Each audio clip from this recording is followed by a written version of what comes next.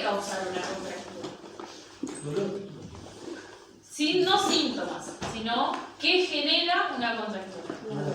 Una mala postura. ¿Qué más? ¿Qué genera un mal esfuerzo. Un mal esfuerzo. ¿Qué más?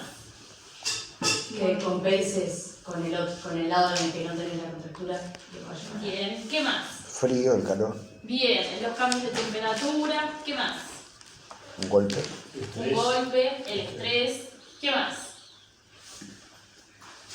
Los malos movimientos. Un mal movimiento. ¿Qué más? la alimentación.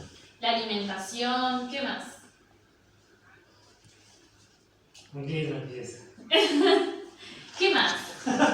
Bueno, más me puede generar? patologías asociadas a otros órganos. Bien. Las dificultades de la visión o de la audición generan contracturas en la zona del cuello y la espalda. Sí, un montón.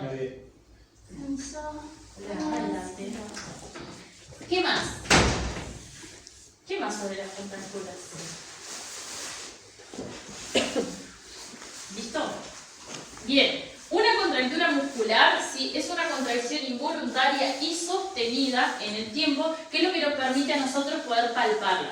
¿Se acuerdan que cuando nosotros hablamos del sistema muscular dijimos que había dos filamentos que se desplazaban unos sobre los otros, y cuando pasa el proceso de contracción, los filamentos, cuando están volviendo a su lugar, quedan trancados y no vuelven a su posición normal?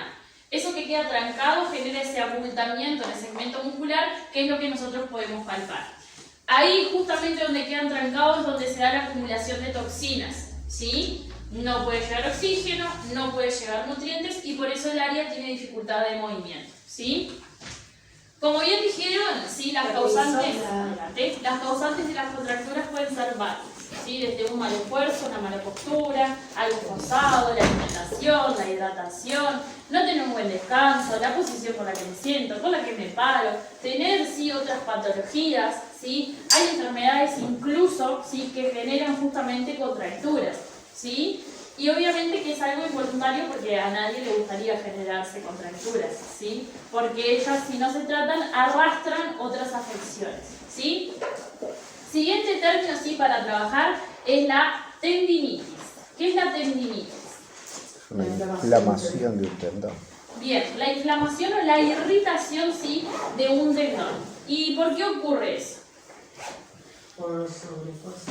Bien, por un sobreesfuerzo físico, o tiene otra causante que en el mundo deportivo es la que más suele, ¿sí?, tener efecto en que pase la tendinitis, que son los movimientos repetitivos, ¿sí? En el mundo deportivo, ¿sí?, los gestos son específicos en cada una de las disciplinas.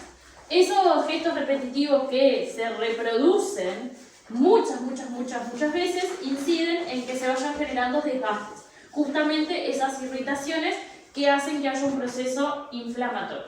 Después de una tendinitis se puede pasar a una tendinosis, ¿sí? La tendinosis es la degeneración justamente del tendón por acumulaciones de microrupturas, ¿sí? O sea, estar un proceso prolongado con tendinitis, con inflamaciones y irritaciones del tendón, que terminan degenerando, ¿sí?, fibras de ese segmento. Una vez que el tendón se degeneró, pierde capacidades de función. ¿Qué significa eso? ¿Que yo puedo trabajar con alguien con tendinosis? Sí, obviamente que puedo trabajar. Pero yo no le puedo decir que yo voy a poder recuperar de todo el área porque ya padeció de un desgaste, ¿sí? O sea, van a haber fibras que lamentablemente no van a recuperar su función. O sea que va a haber un porcentaje de función que se pierde, que no se va a volver a recuperar, ¿sí? ¿Cuál es un ejemplo? Alguien con tendinitis va a tener dificultad para hacer el movimiento por el dolor, por la irritación o la inflamación, pero con un tratamiento yo puedo volver a ganar todo el rango de movimiento. Sin embargo, alguien con tendinosis ya hay un porcentaje que lo perdió. Ese porcentaje no se vuelve a recuperar. Nosotros lo que hacemos es mantener el rango que le permitió.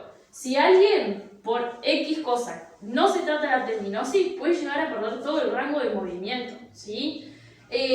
Para ya aclarar, ¿sí?, los procesos de rehabilitación, es fundamental la movilidad en las primeras fases.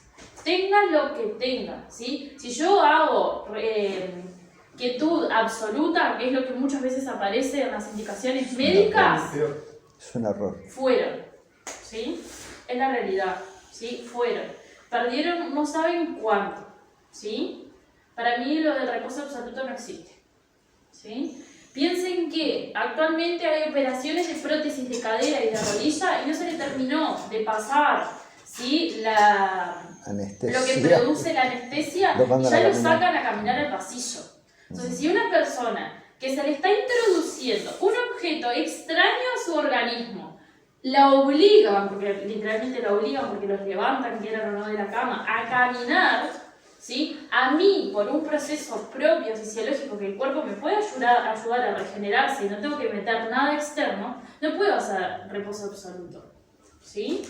O sea, no tiene, ¿sí? O sea, nada de unión de que alguien que le pongan algo externo, que le abrieron un montón de capas, salga a caminar y que a mí me manden a hacer reposo por una tendinosis, ¿sí? No hay comparación, ¿bien? Que una cosa es hablar de reposo y otra cosa es hablar de reposo absoluto, ¿sí?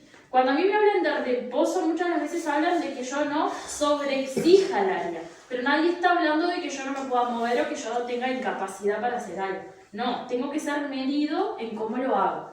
Diferente a cuando dicen que yo no puedo hacer nada y que tengo que vivir mi vida ahí postrado, como pasa con muchas cosas, ¿sí? Bien, un detalle acá entre la tendinitis y la tendinosis. Hay mucha gente que a la tendinitis no le da importancia. Esa es la realidad, ¿sí? Aparece el proceso inflamatorio, aparece el dolor, pero como no me limita tanto a hacer acciones, yo sigo con la tendinitis, ¿sí? Ahí está la falla principal. Cuando la tendinitis recién aparece, hay que darle importancia a eso del reposo, de no sobreexigir el área. Y hay que ver qué es lo que le está faltando al área. Quizás yo estoy haciendo un sobreesfuerzo con un movimiento que mi parte muscular no está preparada justamente para hacer esa acción. Y por eso vino la tendinitis, ¿sí? Sí. Ahora, cuando yo me paro en el mundo deportivo, lamentablemente yo no le puedo decir que deje de hacer ese gesto, ¿sí? ¿Puedo hacer un reposo? Sí, un periodo de tiempo, dejar de hacer ese movimiento, pero después cuando vuelva va a volver a hacer lo mismo. Entonces hay que ver si no hay desequilibrios, si no hay falta de masa, si no había tensión acumulada que pudo arrastrar esa tendinitis, ¿sí? Pero en el mundo deportivo hay deportes como la natación que la retirada de los deportistas generalmente es por una tendinosis, ¿sí? Estuvieron un tiempo prolongado repitiendo ese movimiento repetitivo, ¿sí? Que desgastaron la zona. Y pasa mucho con los hombres o los nadadores, ¿sí? Ellos hacen un movimiento, sea del estilo que sea, de circunducción, que no es un movimiento nato que tenga el hombro, ¿sí? Movimientos natos son flexión, extensión y volados hacia los costados hasta determinado ángulo, ¿sí? La circunducción ya es algo que sale, nosotros no andamos por la vida haciendo así, ¿sí? Por eso no es un movimiento nato.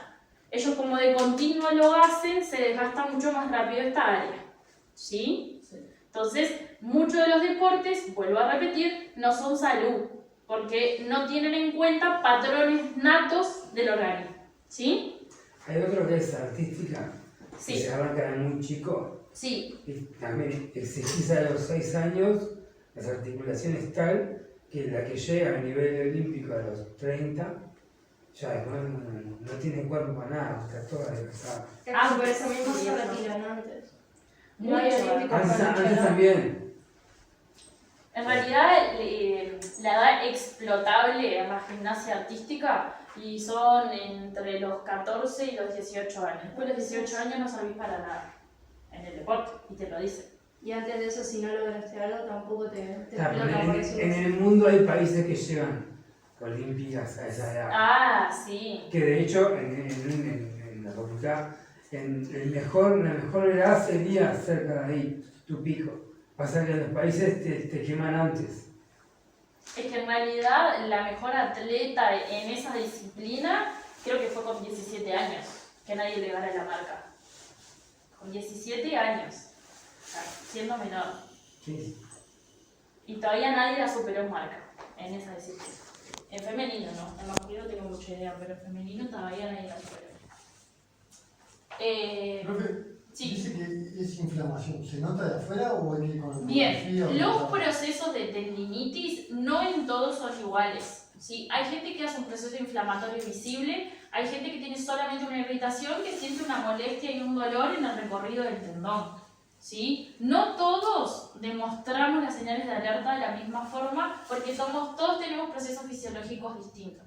Es más, hay gente que con la tendinitis no puede agarrar ni un lápiz y hay gente que vive con el dolor y puede hacer cualquier acción, ¿sí? Entonces ahí es cuando uno tiene que observar, ¿sí?, las señales o esto que hablamos del umbral del dolor o la tolerancia del dolor de los pacientes, ¿sí? Eso hay que tenerlo en cuenta. Profe, ¿y el vendaje ahí cómo funciona? Bien, los vendajes ahí con la tendinitis lo que hacen, generalmente le mandan vendajes compresivos para que la zona esté más como sostenida y que el músculo no genere como vibraciones, porque por gravedad y por movimiento el músculo hace como una oscilación y esa oscilación es lo que molesta. Entonces ese vendaje compresivo evita justamente eso. O sea, el área se siente contenida y además de estar contenida, como está comprimida, también trabaja un poco lo que es la irrigación, ¿sí? Pero básicamente para la tendinitis hay que hacer los tratamientos, ¿sí? En sus primeras fases colaborar con ese reposo de no sobreexigirla y después más adelante vamos a ver técnicas justamente que trabajan en los lugares donde hay irritación, ¿sí? Para que si hay micro desgarros se recuperen, que es lo que pasa, ¿sí? Ya en una tendinosis ya no hay micro desgarros, hay una acumulación, ¿sí? O sea, la ruptura es mayor, no es micro, ¿sí? Bien. Me voy al próximo término, ¿sí? Que se llama... ¿Qué va, perdón? Sí. La ruptura más grande, ¿es más grande por eso o ya no se puede regenerar más? Ahí lo que Porque pasa... perdió alguna particularidad que se puede regenerar. O sea, se puede regenerar, pero cuando se regenera no va a volver a ser No, lo la mismo. calidad. No va a volver a ser lo mismo. Vos cualquier cosa lo podés volver a regenerar. Sea una ruptura grande, chiquita, pero, o sea... Cada cosa que se va sumando, o sea, ya la tendinosis es una acumulación de microlesiones, o sea, ya hubo una atrás de la otra. Entonces, como ya hubo una atrás de la otra, ya empezás a perder porcentajes de función. O sea, quizás si vos la agarrás con una tendinitis recuperabas el 80%, pero ya con una tendinosis se habla del 70% para abajo seguro. ¿Sí? Sí. Ahí sí. Pero sí lo podés recuperar. No vuelve a funcionar igual. Pero tú lo recuperas y ¿en qué cambias? ¿El tejido es diferente que no cumple la función? Sí. ¿Qué pasa? Cuando se dan rupturas en los tejidos de cualquier sistema, los que sea, el organismo se regenera con un tejido más rígido, sobre todo la parte muscular como los tendones. Como es más rígido, pierde propiedad de movimiento.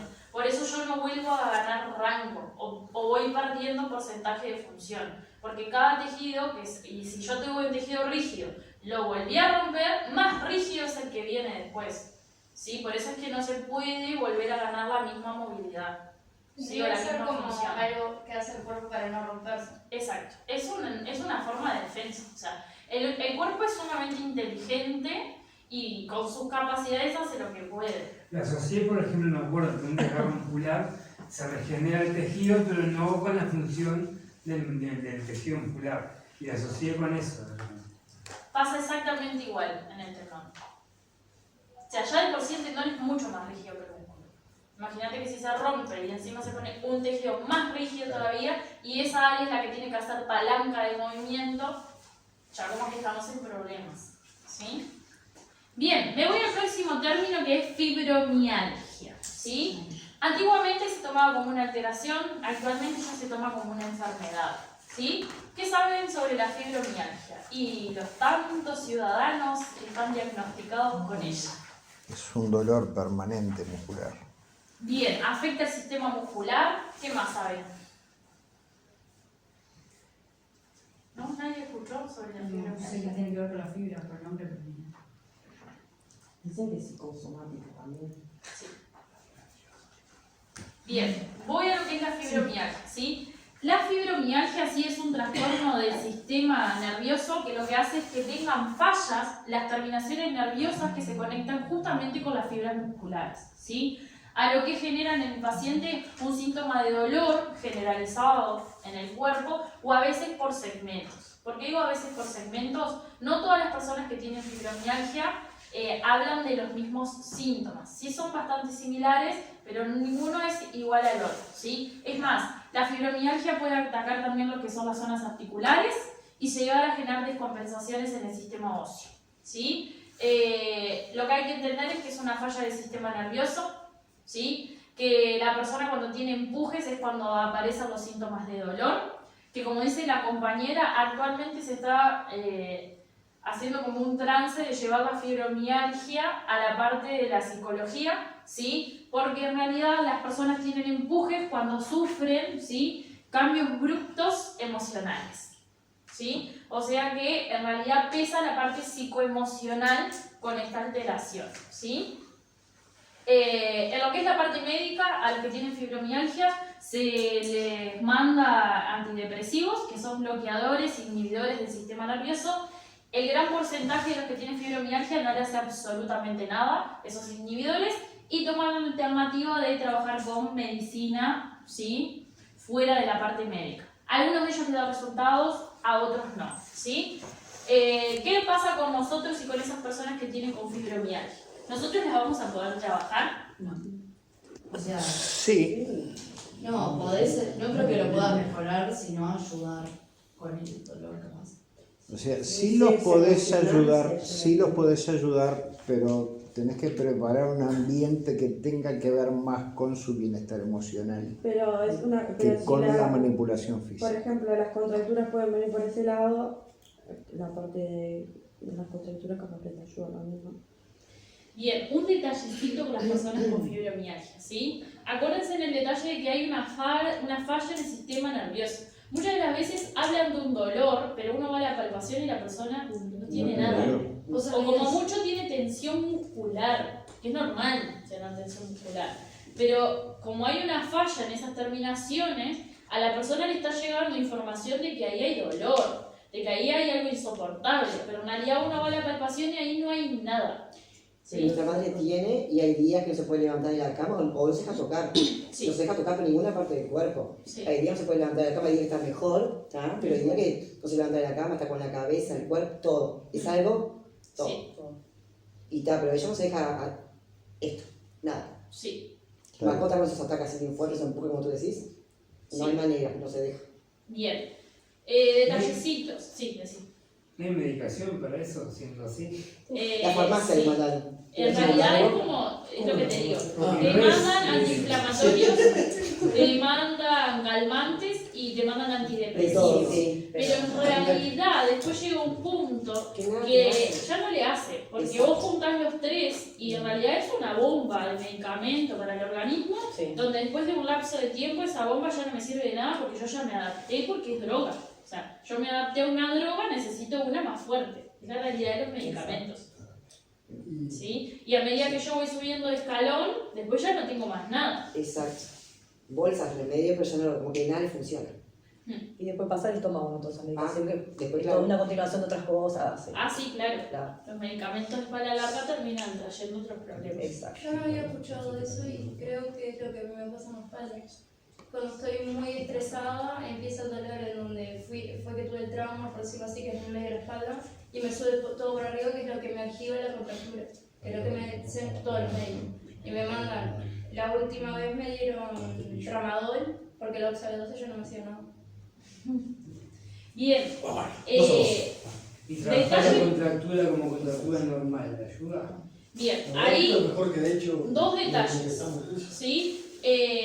El primero, las personas con fibromialgia, para diagnosticarlas médicamente como con fibromialgia, le hacen un montón de estudios. Los estudios dan excelentes, mejores que capaz que a alguien sí, que capaz que tiene otra cosa, pero la persona sigue con esa sintomatología. Como no hay ningún estudio, ¿sí?, que salga erróneo, listo. Pero tenés entonces no es fibromialgia. físico, es únicamente mental. Si le Es una falla del Es sistema básicamente de origen emocional Habías dicho que las fallas de las terminaciones nerviosas que se conectan con qué, con los con los nervioso. Con músculos. las fibras musculares. Gracias. Sí. Por eso generan ese dolor generalizado a las estructuras. Básicamente, sí, las personas con fibromialgia lo que les pasa son estados psicoemocionales, y la fibromialgia se relaciona mucho a una persona que vino de padecer situaciones de estrés o golpes emocionales muy fuertes. Después de eso es que, listo, aparece ahí la fibromialgia, ¿sí? Bienvenido el estrés, donde al organismo lo destruye, ¿sí? Y además de que lo destruye en el momento que se está viviendo el estrés, cuando se va, deja secuelas, ¿sí? Una de las secuelas puede ser la fibromialgia o el área que se le haya ocurrido al estrés atacar, ¿sí? Como por ejemplo puede ser que genere dermatitis, alergias, fallos en el sistema digestivo, que ataque el sueño, ¿sí? Las horas de sueño pueden atacar también el estrés, ¿sí? Eso no te preocupa. Pero El estrés, siempre, quiero que... pero no siempre es malo el estrés, ¿o no? En realidad es una Hay una supervivencia cosa, del cuerpo, para, pero no es sano. decir estrés es como decir azúcar. El azúcar no es malo, el asunto es el exceso. ¿Tá? El estrés es simplemente el resultado de un esfuerzo, cualquiera. Eso es estrés. A lo que se llama estrés socialmente es aquello que ya se nos fue de las manos y está en nuestra vida permanentemente. ¿Tá? Si vos ves en los documentales la gacelita comiendo pastito y el gato grande echado al lado de ella, la gacelita levanta la cabeza y sigue comiendo pastito. Estrés no hay. Cuando el gato pega la corrida, la gacela sale corriendo hasta que zafa. Una vez que zafó, la gacelita levantó la cabeza, miró para todos lados y siguió comiendo. Chau cortisol. ¿Qué pasa con el ser humano? El ser humano vive huyendo o vive peleando acá. Entonces está generando cortisol permanentemente y eso te mantiene estresado. A ese estrés es que se lo conoce clínicamente. Acá estamos hablando específicamente de alteraciones, así que todos los términos que se manejen los relacionamos con eso. ¿Sí? Por eso, el estrés para el cuerpo como alteración no es buena. Además, es real, el estrés se va y deja secuelas en el segmento donde se haya introducido. ¿Sí? Porque el estrés llega y en algún área se aloja. ¿Sí? Se le dice así, se aloja. O en el sistema digestivo, en el sistema nervioso, o en la piel. ¿Sí? Es más, una persona por estrés se puede llegar a morir. Porque puede generar un paro cardíaco por estrés. Y hay miles de personas muertas por estrés. Y eso no se habla. Bueno, yo Pero en realidad no se muere por estrés, se murió por un paro cardíaco. El punto es, el paro cardíaco te lo genera el estrés. Mi problema de sueño es estrés postraumático. Tengo lo tuyo. Y así.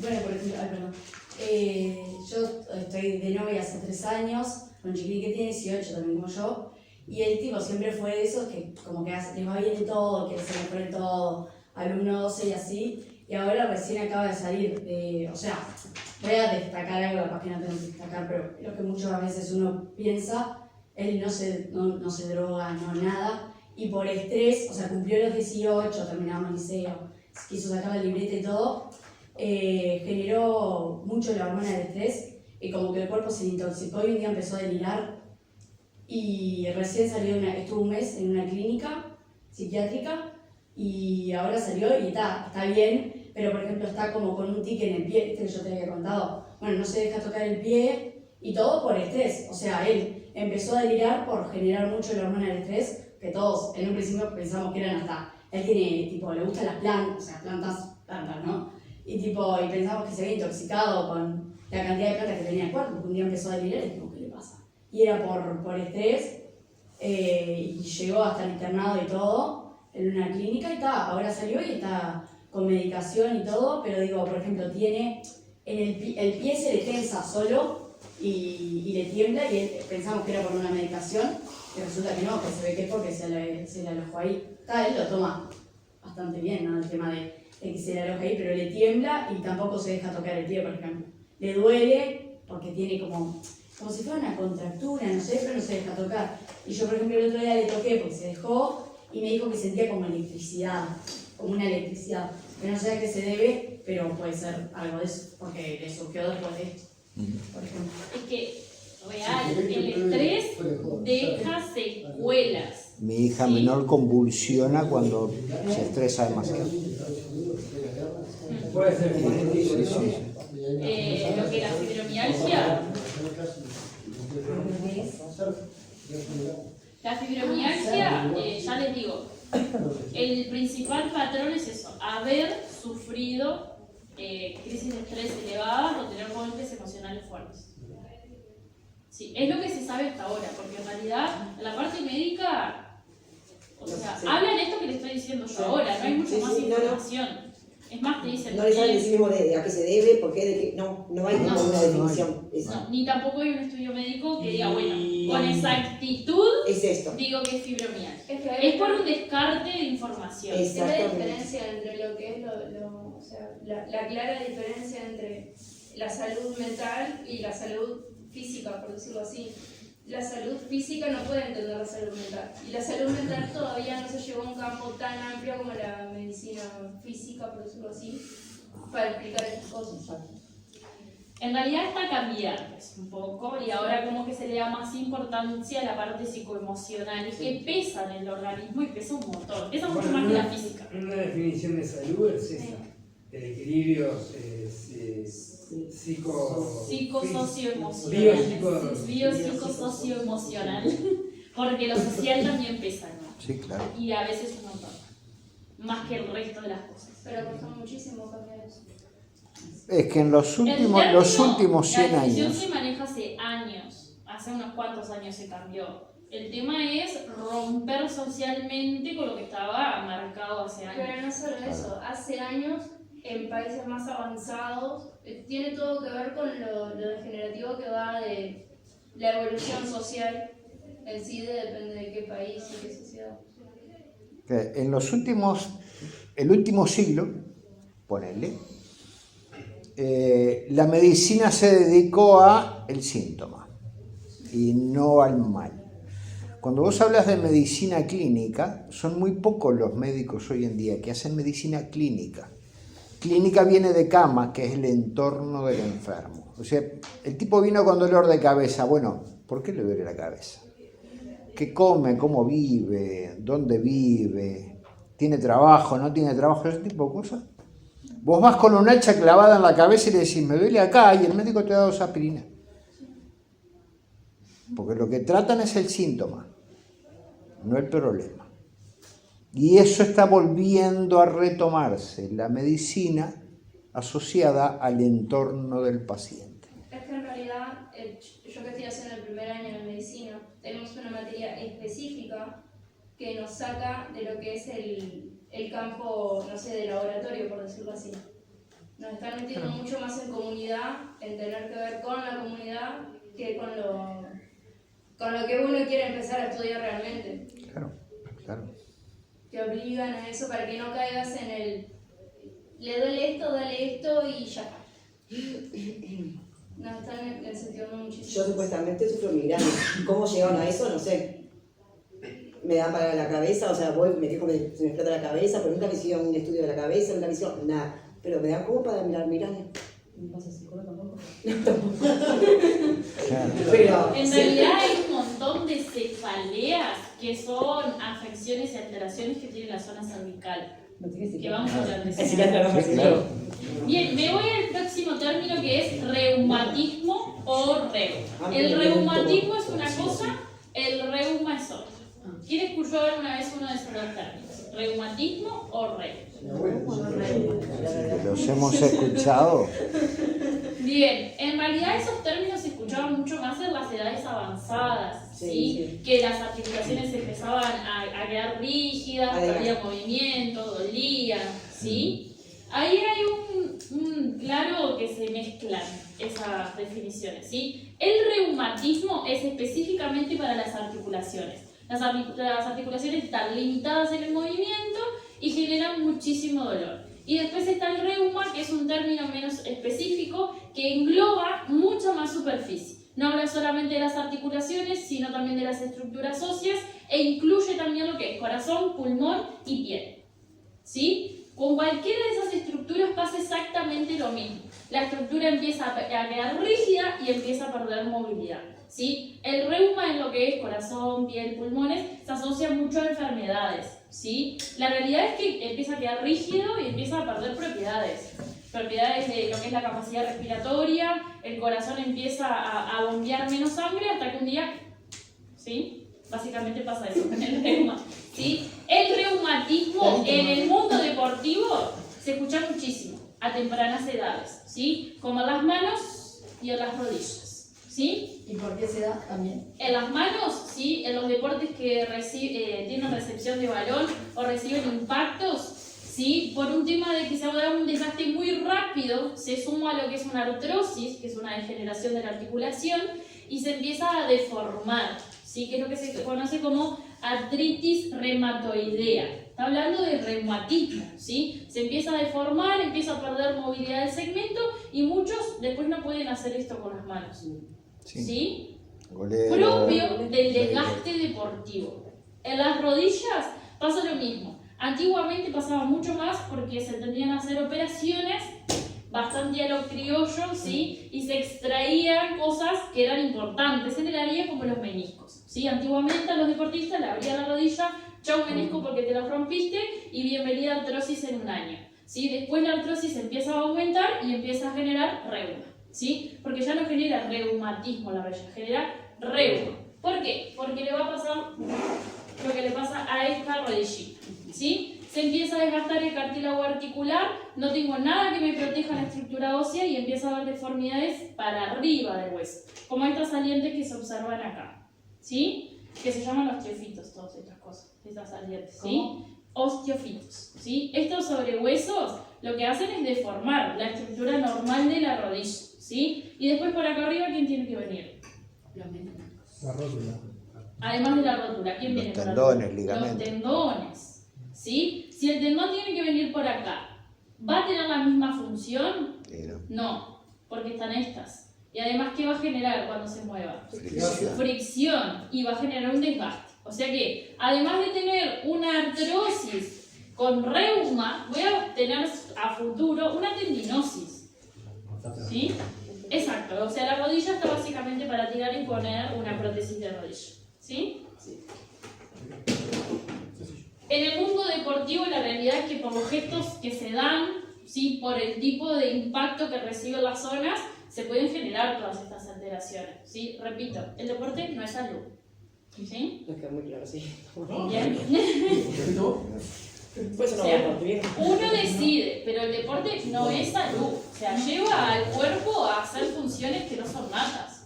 O sea, nosotros no nacimos para hacer cualquier disciplina. Somete El el cuerpo cuerpo a estaba preparado. estrés. Exacto, también. ¿Sí?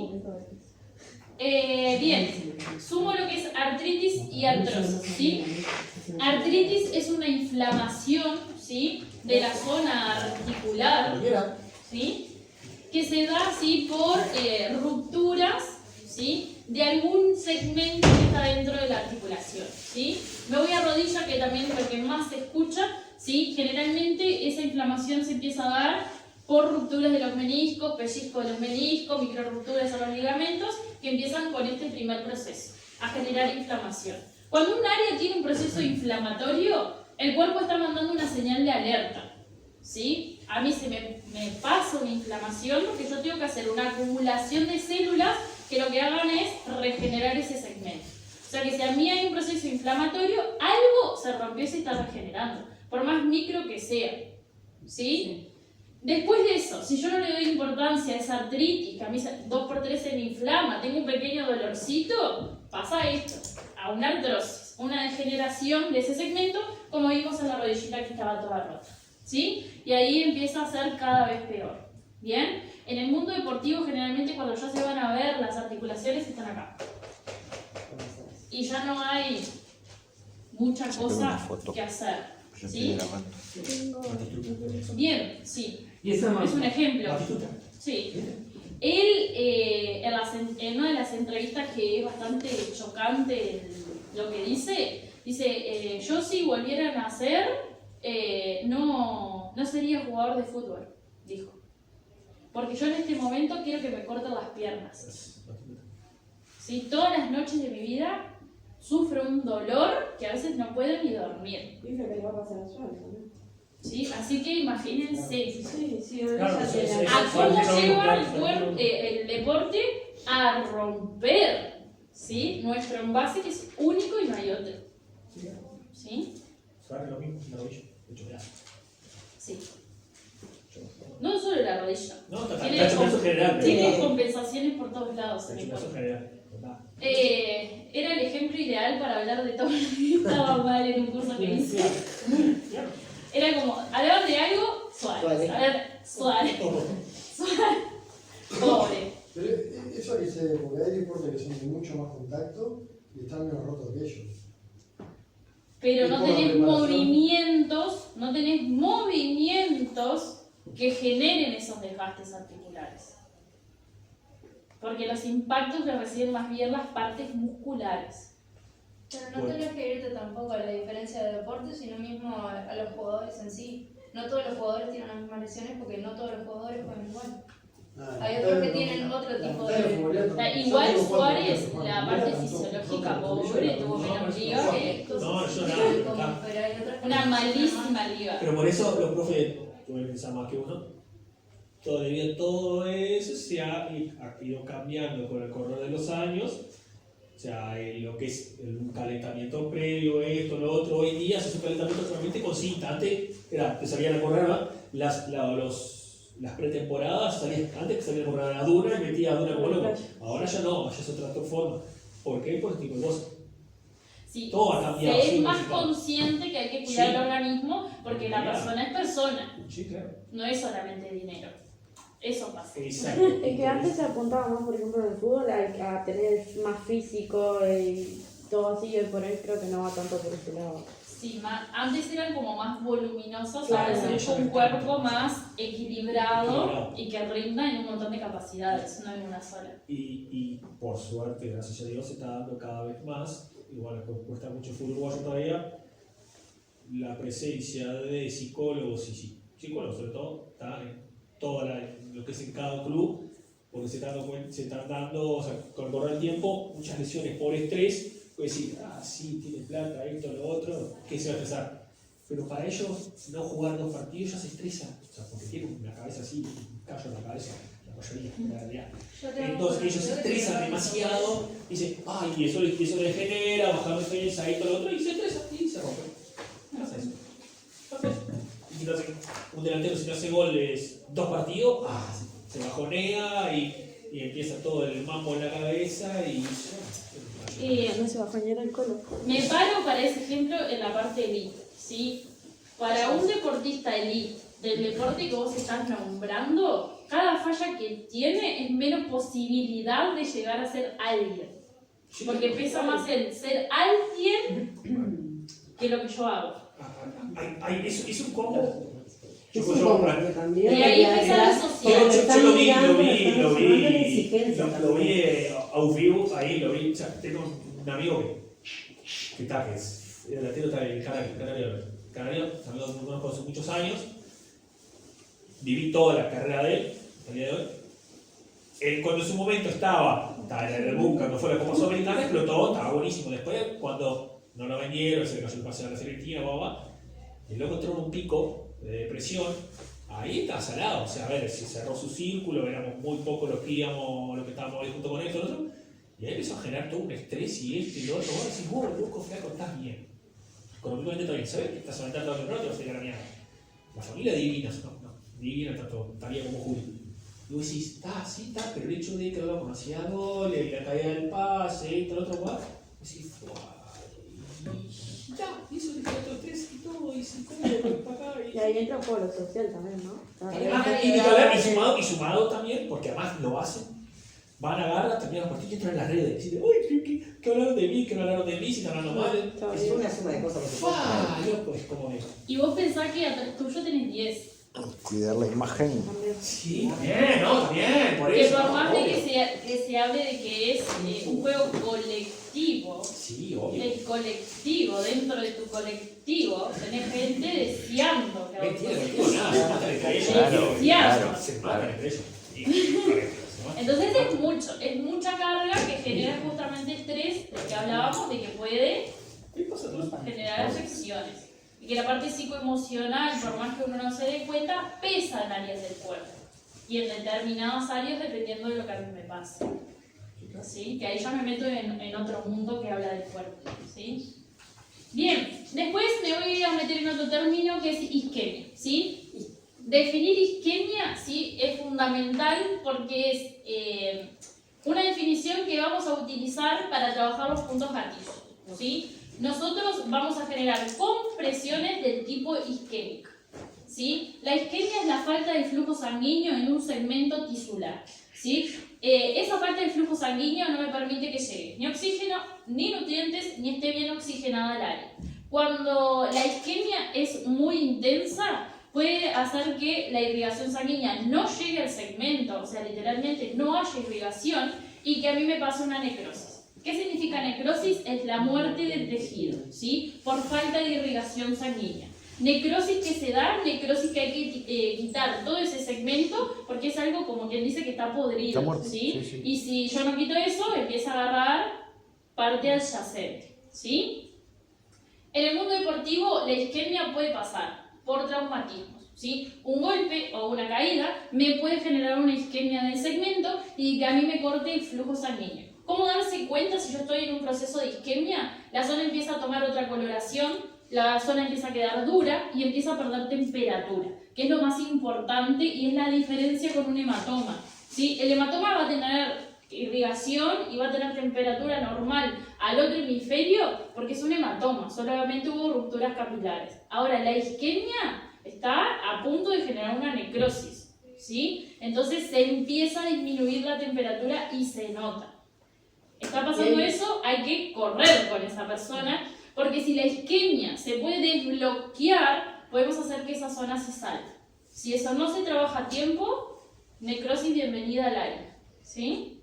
Pero puede mover la parte del cuerpo donde tiene isquemia la persona. No, queda dura. Ah, Sí, queda de otra coloración más oscura, dura y fría.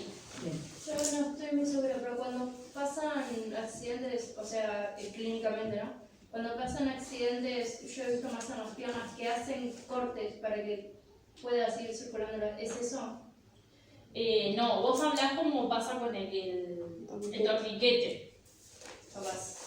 No, o sea, no que hacen. No que se hace una. ¿Cómo se dice? Una obstrucción. Claro, sino al contrario, que se libera presión. Ahí va, se libera presión para que siga Ahí está, sí. circulando por el lado que tiene que ser y no por otro lado. Sí, es eso, es para que no se pase eso. Claro. ¿Sí? Bien, Ahora, ¿y vos qué podés hacer con una persona que tiene? con alguien con isquemia, nada, yo me Ah. nosotros no podemos hacer nada porque no sabemos, no tenemos noción. Correcto. ¿Sí? Por eso les digo, en caso de un golpe, una caída, que es lo más frecuente en el mundo deportivo, que puede tener una isquemia, si yo veo que empieza a tomar otra coloración, que el área queda rígida, que pierde movilidad y encima empieza a tomar otra temperatura, volar con la persona, lo más rápido posible. ¿En cuánto tiempo cambia de temperatura? Empieza a verse distinto el colorcito, ¿sí? O sea, no es por traumarlo, pero un segmento que empieza a quedar con isquemia y empieza a generar un tejido necrosado es como ver un muerto, literal, como tocar un muerto, como para que tengan un concepto. Sí, porque la parte está... Y demora lo mismo que un moretón en aparecer, lo que el moretón mantiene temperatura. Eso se pone fría. O sea, la pérdida de temperatura, o sea, no es que te rompes y ta, o sea, un mínimo de sangre va a haber hasta que... No es que es instantáneo, te pegaste y ta, listo, perdiste el segmento. ¿Sí? Tiene un proceso, ahora no me acuerdo de tiempos, pero básicamente la forma de darse cuenta es eso, disminuye la temperatura del aire. Y se puede dar en el mundo deportivo. ¿Sí? Es como lo que le pasa a la gente cuando se congela en las partes del cuerpo, por ejemplo, ¿no? Que Claro, no le es por fluye. falta de irrigación sanguínea. Exacto. Es como que hoy vamos a tener una clase medio traumática. ¿Sí? Bien, difusión biomecánica. ¿A qué hace referencia una difusión biomecánica? Ya hablando de biomecánica, ¿a qué va a estar haciendo referencia? Al movimiento. Al movimiento, a la marcha, ¿sí? La marcha en la biomecánica es fundamental, ¿sí? Y más si yo me dedico a una disciplina.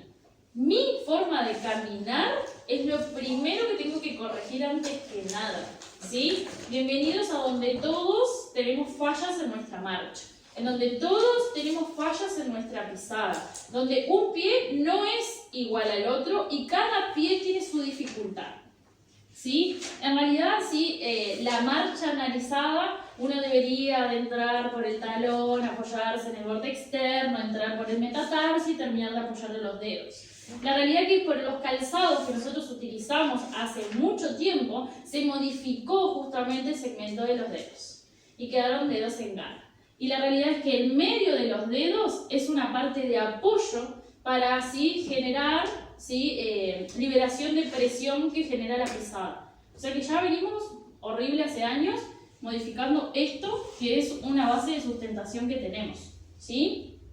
Es más, muchos inclinamos el cuerpo hacia adelante o inclinamos el cuerpo hacia atrás, entonces la presión de la pisada está mal distribuida.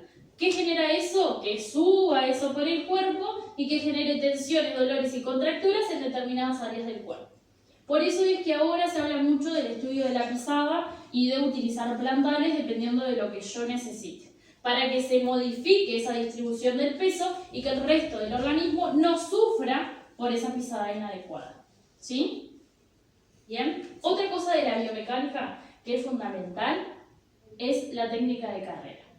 ¿Sí? El 98% de la gente que corre o que utiliza la técnica de carrera, porque en todos los deportes se necesita la técnica de carrera, lo hace horrible. No feo, horrible. ¿Sí? ¿Por qué? Porque no se trabaja fase a fase esa técnica de carrera. ¿Sí? Es más, hay un montón que se dedican específicamente a correr y corren espantoso, no, lo que les sigue. ¿Sí? Y uno mira y dice, yo no puedo creer que corra 8 kilómetros, 10 kilómetros, 15 kilómetros por esa marcha, ¿sí? Esa técnica de carrera espantosa. ¿Sí? Nos ha pasado de tener que trabajar con corredores, ¿sí?, y que sufran de patologías continuas durante un lapso muy prolongado y que cuando se le pide, ¿sí?, que traigan un video corriendo, es la peor cosa que podemos dar, ¿sí? Porque con un lado aprendieron a correr hermoso, tienen la mejor técnica de carrera, y con el otro corren horrible, ¿sí? Es más, si se sientan a observar gente que corre, hay mucha gente que volea. ¿Qué significa volear? Que hacen así, no sé cómo hacen para correr así. Con una corren derecho y con la otra entran de afuera, ¿sí? Eso es una descompensación tremenda más el impacto que recibe en una de las fases, ¿sí? Ya sea que yo me dedico a correr o que yo tenga que utilizar la técnica de carrera en el deporte, todo eso va influyendo en la difusión biomecánica y empieza a generar desequilibrios en el sistema musculoesquelético que tienen que empezar a hacer compensaciones por esos movimientos incorrectos, ¿sí? Así que sí habrá para observar cosas, para corregir, ¿sí? Bien, después el otro término sí son discopatías, que son degeneraciones en los discos intravertebrales. De esto ya habíamos hablado en el sistema esquelético y qué cosas le podía pasar al disco. Se gastaba, ¿cómo se llamaba eso que se gastaba? Hernia, y después de la hernia o antes de la hernia, ¿qué podía pasar? ¿Qué otra cosa le podía pasar al disco? Una protusión, ¿sí? La protusión era el primer paso donde se apretaba el disco, se corría, ¿sí?, el líquido y el núcleo y quedaba un bultito para uno de los laterales y hacía un pinzamiento nervioso, que es la otra cosa que genera una discopatía. Si no, se rompe esa membrana, chau líquido, chau núcleo, se pegan las dos vértebras, ¿sí?, y hacen una solidificación, que eso es una hernia, ¿sí? Cualquiera de esas dos, ¿sí?, me generan dificultades a la hora del movimiento del segmento donde se encuentra. Principalmente para yo poder hacer rotaciones hacia los laterales, porque generalmente la flexión y la extensión no se pierden, ¿sí? En esos casos nosotros... en esos casos se puede trabajar, el paciente necesita que yo lo trabaje, ¿sí? Porque los músculos adyacentes de esa zona tienen mucha tensión, tienen contracturas, y yo liberando esa tensión y esas contracturas puede influir en la inflamación que se genera justamente en esa saliente nerviosa, ¿sí? Otra vez traigo como la fibromialgia, que hay que tener cuidado con los empujes, con el dolor y con la tolerancia que está teniendo el paciente en ese momento, ¿sí? Hay gente que a veces todo lo que es la discopatía la lleva bárbaro por toda su vida, no le influyen mucho y hay gente que padece de muchísimo dolor cuando le vienen los empujes por las discopatías. ¿Sí? Así que bueno, hay que ver el paciente que tengo adelante cómo yo lo puedo trabajar con lo que sé. ¿Sí? Nunca va a ser contraproducente lo que nosotros hagamos de masajes en la zona donde tenga las discopatías, porque nosotros no llegamos a palpar los discos. Solamente trabajamos con los músculos adyacentes al área donde está padeciendo esa alteración. ¿Sí? Creo que no me olvidé. Bien, me voy al concepto de punto gatillo, que justamente es la próxima técnica que vamos a trabajar. ¿Sí? Como definición básica del punto gatillo, ¿sí? Se habla que el punto gatillo es un dolor referido al punto que lo genera. ¿Sí? ¿Qué significa eso? A mí me duele acá, pero yo el punto lo tengo acá. O sea, no tiene nada que ver en donde me duele a donde hay que ir a trabajar. ¿Eso por qué? Porque en realidad ahí hay una conexión nerviosa, ¿sí? Lo que se le dice una inervación, ¿sí? Acá pasa un nervio que va a conectar con esta área y justamente este punto bloquea el pasaje de información a este lado. Cuando yo trabaje esto, se va a liberar y va a dejar que la información llegue correctamente a ese segmento, yéndose el dolor o la sintomatología que sienta la persona. ¿Sí? ¿Por qué digo sintomatología?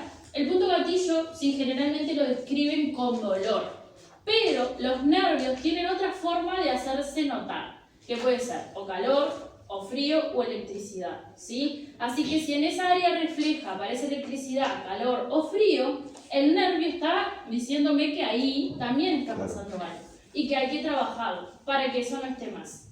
¿Sí? ¿Se entendió? Sí. Después más adelante con igual el vamos a describir ciático que más. te causa problemas en los pies. ¿Lo qué? El ciático. Sí. Dice, me duele el pie, me duele la pierna, acá debo tener algo en la rodilla. El problema no está en la rodilla, está en el ciático. Exacto. Que ya vamos a definir ahí porque mucha gente se diagnostica con ciático y en realidad no es ciático. ¿Sí? También. Pero después vamos a definir un poquito más de información de punto gatillo, ¿sí? Porque en realidad falta describir más para después poder trabajar con la técnica. ¿Sí? Acá es como una entradita.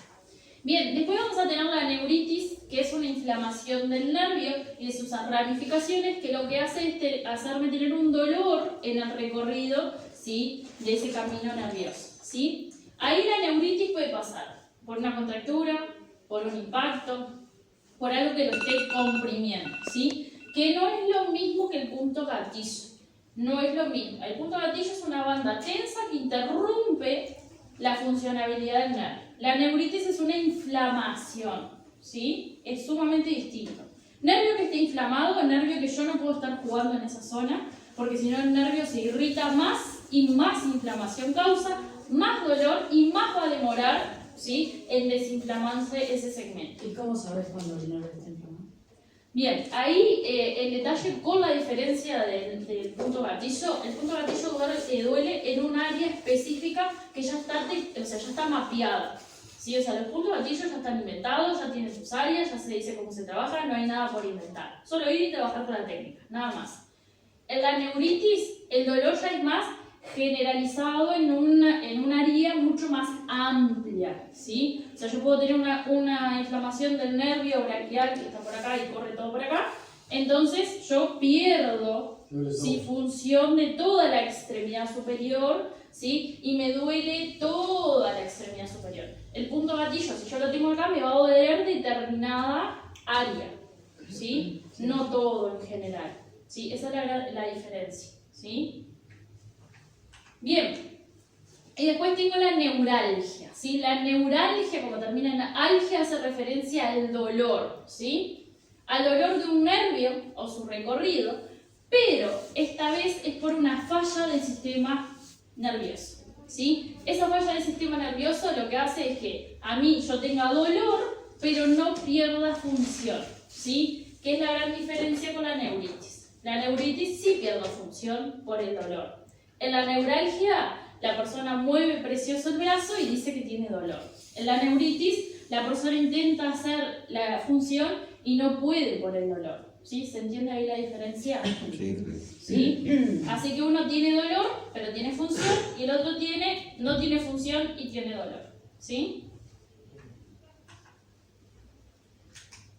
Bien, después tenemos distorsiones posturales, ¿sí? Las distorsiones posturales, como bien dice la palabra, ¿sí? Van a ser las posturas que yo uso cotidianamente que me van a generar, ¿sí? Desequilibrios en el sistema muscular o en el sistema esquelético o en ambos, ¿sí? Que vuelvo a repetir, como una de las clases ya habíamos hablado, la forma de sentarse, la forma de pararse, de tomar un objeto, de cómo dormimos, todo eso empieza a generar asimetrías, ¿sí? En el organismo que después se tienen que empezar a, ¿sí? Compensar y empiezan a generar dolores, ¿sí? O movimientos asimétricos o fuera de plano. Bien, vamos a hacer así, vamos a hacer un cortecito, ¿sí? Y cuando entremos vamos a hablar sobre afecciones de la columna y nos vamos a parar segmento por segmento a hablar de cuáles son. Sí. Esto igual está en la cartilla, ¿sí? Después le digo en qué unidad, si no, no. Nos metemos en lo que son las afecciones de la columna, ¿sí? ¿Qué consideran ustedes que puede generar una afección a la columna? Algo de nacimiento. La postura. Algo genético, la postura, el sobrepeso, ¿qué más? Una enfermedad ósea. Una enfermedad, ¿qué más? Un accidente. Un accidente, ¿qué más? El estrés. El estrés, ¿qué más? El estrés la pegamos siempre. El estrés viene para todo. Edad. Como respuesta a todo. La edad, ¿qué más? Pegado con la edad, el desgaste. Sí. Bien, empiezo a abrir ítems, ¿sí? Mecánicas, que es muchas de las cosas. ¿Lo puede cambiar? Necesito una moneda. Es muchas de las cosas que habían nombrado. Posturas, acciones mecánicas, sobreesfuerzos, ¿sí? Entre otros. Después, la edad. Entre los 30 y los 60 años es donde más se dan las afecciones de la columna porque el organismo empieza en retroceso. ¿Qué significa eso? Que se terminó la etapa del desarrollo y empezamos a caminar para atrás, ¿sí? Por eso... Estás al borde, estás al borde, estás acá. Por eso, ¿sí? Cuando uno es joven, ¿sí? Y está en la plenitud de la edad, hay que cuidar, ¿sí? El organismo, ¿sí? Hacer lo que hay que hacer, tratar de corregir los desequilibrios, ¿sí? Mejorar un montón de cosas para que cuando empecemos, ¿sí? El periodo de esa edad, ¿sí? El organismo pueda hacer soporte a eso que se empieza a degenerar, que es algo que le va a pasar a todo el mundo, ¿sí? El tema está es cómo llegamos a esos 30 años, ¿sí? Si en el lapso donde yo tengo, ¿sí? La flor de la edad, la plenitud y no me importa nada, ¿sí? Y no lo cuido, cuando llego a los 30 eso empieza a tirar factura, ¿sí? Entonces, por eso se habla que en el periodo de desarrollo, antes de los 30 años, es cuando uno, bueno, tiene que empezar a educar y a tomar comportamientos para que las falencias o las afecciones aparezcan lo más prolongado en el tiempo posible y que esa etapa adulta y de vejez me agarre en buenas condiciones, ¿sí? Porque en realidad después, a cierta edad, a todos nos va a doler todo, todos vamos a empezar a generar desgaste porque es propio del organismo. Pero hay que tratar de que eso llegue lo más lejos posible, que es lo que no se está logrando, ¿sí? Socialmente hablando. ¿Bien? Después, el género, ¿sí? Las mujeres son más propensas a tener afecciones, sobre todo lo que es la zona lumbar, por el tema de los embarazos, ¿sí? Los embarazos van haciendo cambios que ese segmento se tiene que ir adaptando como una forma de equilibrar lo que está pasando justamente en ese segmento, ¿sí? Después, las complexiones, ¿sí? Los más altos sí sufren de un efecto mecánico por un tema de que los altos se intentan acomodar, ¿sí? O igualarse con el resto de la sociedad, ¿sí? La realidad es que las alturas van de la media para baja, ¿sí? Entonces los muy altos no tienen como con mucho con quién vincularse. Entonces se adaptan al resto y modifican sus posturas, ¿sí? Y eso trae afecciones justamente en la columna. Después, el sobrepeso, ¿sí? Lo que es la zona lumbar no se lleva bien, ¿sí? Porque es justamente la zona que tiene que compensar ese peso extra que está haciendo desbalances para que uno esté erguido, ¿sí? Después, otras como las que nombraron, que es genética, que contra la genética no hay quien pueda todavía, ¿sí? Los traumatismos, que cualquier impacto que yo reciba en la zona de la columna me puede generar una afectación, ¿sí? El sedentarismo, ¿sí? La falta de tonicidad de los músculos del segmento de la espalda, ¿sí? Puede generar también afecciones. Después lo que es discopatías, que hablamos de las hernias y las protusiones, y lo que son ligamentos laxos. Así como hemos hablado que hay hiperlaxitud en determinadas articulaciones, en la columna también pasa y me puede llegar a generar justamente discopatías, ¿sí? Porque no hacen su sostén correcto y se me pueden desplazar los discos generando daños. Después, los factores otra vez psicoemocionales que habían nombrado, ¿sí? Alguna cosa, para que sepan, cada área de la columna refleja un sentimiento. ¿Sí? Entonces, sentimiento que yo tenga en exceso en mi vida cotidiana, ¿sí? Puede verse afectada determinada área del segmento de la columna. ¿Por qué? Porque las salientes nerviosas están conectadas con patrones que justamente si hay fallas se ven alterados. ¿Sí? De eso hay un montón de cosas. ¿Sí? Y es real que esto pesa mucho más que todo lo demás. ¿Bien? Me voy a meter específicamente en lo que es la zona cervical. Todo lo que le pasa a la zona cervical respecto al dolor se conoce como cervicalgia, ¿sí? Un detalle con esta palabra, que a mí me vengan con un papelito, porque el diagnóstico diga cervicalgia no está sirviendo para nada, ¿sí? Ahí lo que dice es, tiene un dolor en las cervicales, nada más, ¿sí? Ese dolor en las cervicales, esa cervicalgia puede ser por contracturas, que es algo sumamente común encontrar en el segmento cervical, ¿sí? Que esas contracturas pueden hacer que se generen malos funcionamientos, pudiendo producir cefaleas, mareos, vértigos, náuseas, ¿sí? Es más, hay gente que habla de un zumbido en el segmento del oído, ¿sí? Que puede estar causado, ¿sí? Por las contracturas. Miren que cuando nosotros trabajamos el paciente boca arriba con los masajes, lo que eran los escalenos, el esternocleidomastoideo, el elevador de la escápula, siempre algo tenía, ¿sí? Si yo no empiezo a trabajar esa zona y empiezo a liberar justamente esas contracturas, me puedo ver afectado por una de estas situaciones, ¿sí? Repito, hay muchas personas que sufren de cefaleas fuertes y la causante justamente son las contracturas. ¿Sí? Uno hace un buen tratamiento con unas buenas terapias manuales en el segmento de las cervicales y la persona no necesita más de comprimidos. ¿Sí? Después vamos a tener lo que es cervicobraquialgia. ¿Sí? Ahí no solamente se ve afectado lo que es la parte cervical, sino que también sí hace una unión con lo que son los miembros superiores justamente por el nervio braquial. ¿Sí? Generalmente esta afección se ve más en las personas por arriba de los 30 años por un tema postural, ¿sí? Porque ese tema postural lleva a generar un pico de loro osteofito, que se conoce con esa palabra, que pasa en la C7 con la T1 o en la C6 con la C7, ¿sí? Lo que pasa es que se montan las apófisis espinosas, ¿sí? Y se generan un sobrehueso. Eso lo que hace es generar una discopatía, ¿sí? Que generalmente termina en una hernia de disco. Eso lo que hace es generar un pinzamiento justamente del braquial que hace que las extremidades funcionen erróneamente, ¿sí? Generando cosquilleo, ¿sí? Falta de la sensibilidad, falta de fuerza, ¿sí? Entonces, no solamente tengo afecciones a la zona cervical, sino también, ¿sí? Sintomatologías a los miembros superiores. ¿De qué forma yo puedo ayudar a una persona con pico de loro? ¿Sí? Que es la famosa joroba, ¿sí? Por debajo del cuello que se nota como un abultamiento. Eso principalmente viene por la mala postura, ¿sí? La gente que tiene los hombros volcados hacia adelante, ¿sí? El cuello ido, ¿sí? La cabeza ida hacia adelante y le eleva los hombros. Entonces eso hace que se genere, ¿sí? Justamente ese abultamiento. Hay otro porcentaje de las personas que el pico del loro viene por genética. Y ahí, bueno, bienvenida genética, que contra ella no hay quien pueda, ¿sí? Nosotros, al igual que como una discopatía, podemos trabajar el área, podemos distender esa tensión muscular, pero la realidad es que desmontar una vértebra arriba de la otra, una vez que se solidificó, no lo podemos hacer. Lo que podemos hacer es que si la persona tiene como un indicio de generar el pico del loro, corregir postura. ¿Sí? Sí, ahora no recuerdo cómo se llama el síndrome, pero las personas que han estado sometidas a medicamentos corticoides suelen desarrollar también una jorobita importante acá.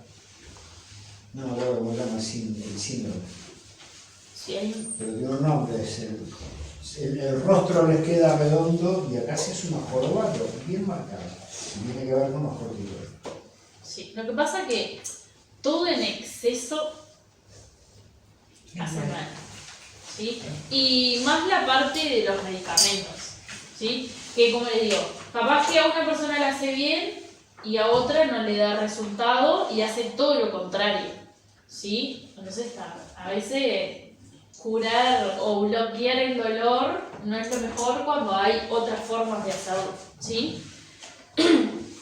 Bien. Después, la tortícolis. ¿Qué es la tortícolis?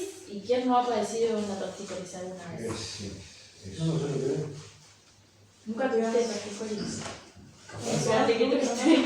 Capaz que sí. Bien, sí, el cuello sí, generalmente se da por un movimiento rápido y se da una distonía del músculo que hace que el músculo no pueda volver a su posición normal, ¿sí? Entonces el cuello queda ahí, duro y no pueden rotar, ¿sí? Eso generalmente pasa cuando duermen, ¿sí? Que duermo en una posición, quise hacer un movimiento rápido y el cuerpo en forma de defensa tensiona y genera una contractura en el músculo para que el mismo no termine desgarrado. Porque la realidad es que si sigue con el movimiento, como no estaba caliente y le faltaba irrigación sanguínea, se va a terminar rompiendo. Para que no le pase eso, el cuerpo es inteligente y lo que hace es alojar una contractura para que no termine de cumplir su función, ¿sí? O sea que está haciendo más un beneficio que algo malo, ¿sí? No te quedes. Sí, no volvés. Miraste para allá y no volvés. ¿En serio? No. Puede pasar durmiendo, puede ser también por un golpe de aire. Tenían razón las abuelas cuando decían, no salgas así de golpe. Es real. La zona cervical, al igual que la lumbar, necesitan de mucho calor. Repelen el frío, ¿sí? Entonces, si yo salgo con el cuello caliente y viene una corriente de aire y me choca, puedo, sí, padecer de tortícolis, ¿sí? Ahí, para la tortícolis, ¿sí? Bienvenidas terapias manuales, bienvenido calor para que favorezca esa terapia manual, porque la realidad es que la tortícolis duele, que estoy en una fase aguda, ¿sí? Porque la tortícolis es una fase aguda, no es algo crónico, ¿sí? Entonces la persona tiene el dolor ahí, presente, notorio. Entonces hay que tener cuidado cómo yo voy trabajando ese segmento. El calor, ya les digo, es un beneficio para yo poder entrar en el área y trabajar con esa contractura, pero es una contractura que genera esa distonía. ¿Bien? Bruxismo. ¿Qué es el bruxismo? Y levanten en cooperativa todos los que tienen bruxismo. Porque es otra, ¿sí? Otra alteración que se está sufriendo un montón en la sociedad. Un montón. Sí, duele todo y se toca todo. Pero no Sí. es muscular, eso es involuntario. Eso es algo involuntario, ¿sí? Y es una parafunción que hace la mandíbula por otra vez una afección del sistema nervioso, ¿sí? Otra vez es algo que está relacionado al estrés y a las personas que no saben lo que es relajarse, ¿sí? Bienvenido al siglo XXI donde hay gente que no automaneja su cuerpo, ¿sí? Como no automaneja su cuerpo, no sabe lo que es esta palabra, ¿sí? Como consejo personal, hay que aprenderse a tomarse la vida con un poco más de soda, ¿sí? Más apaciguados, ¿sí? Porque cuando no lo hacemos de esa forma, bienvenidas afecciones a nuestro organismo, donde un día estoy vivo y el otro día me puedo morir por eso, ¿sí? Básicamente así, y concreto como para que se entienda, ¿sí? Me hiciste recordar una meditación que me pidieron los alumnos una vez. Y yo dije, las meditaciones no porque me duermo, las meditaciones, aun cuando yo las digo. Y dijimos, bueno, tanto jodieron que al final de una clase digo, bueno, vamos a hacer una meditación de 1 minuto. Cierren los ojos, ahora imaginen que están en una cama de hospital, les queda 1 minuto de vida y no tienen a nadie cerca y no tienen un teléfono. Y les quedan 45 segundos de vida. Y ustedes no putearon a quien debieron putear, no amaron a quien debieron amar, no se sintieron felices con lo que debían sentirse felices y les quedan 30 segundos. y empiezan a lagrimear porque ya no hay nada que hacer y se dan cuenta de todo el tiempo que perdieron, les quedan 10 segundos. Y viene un ser y les dice, bueno, te voy a dar un mes más. ¿Qué van a hacer?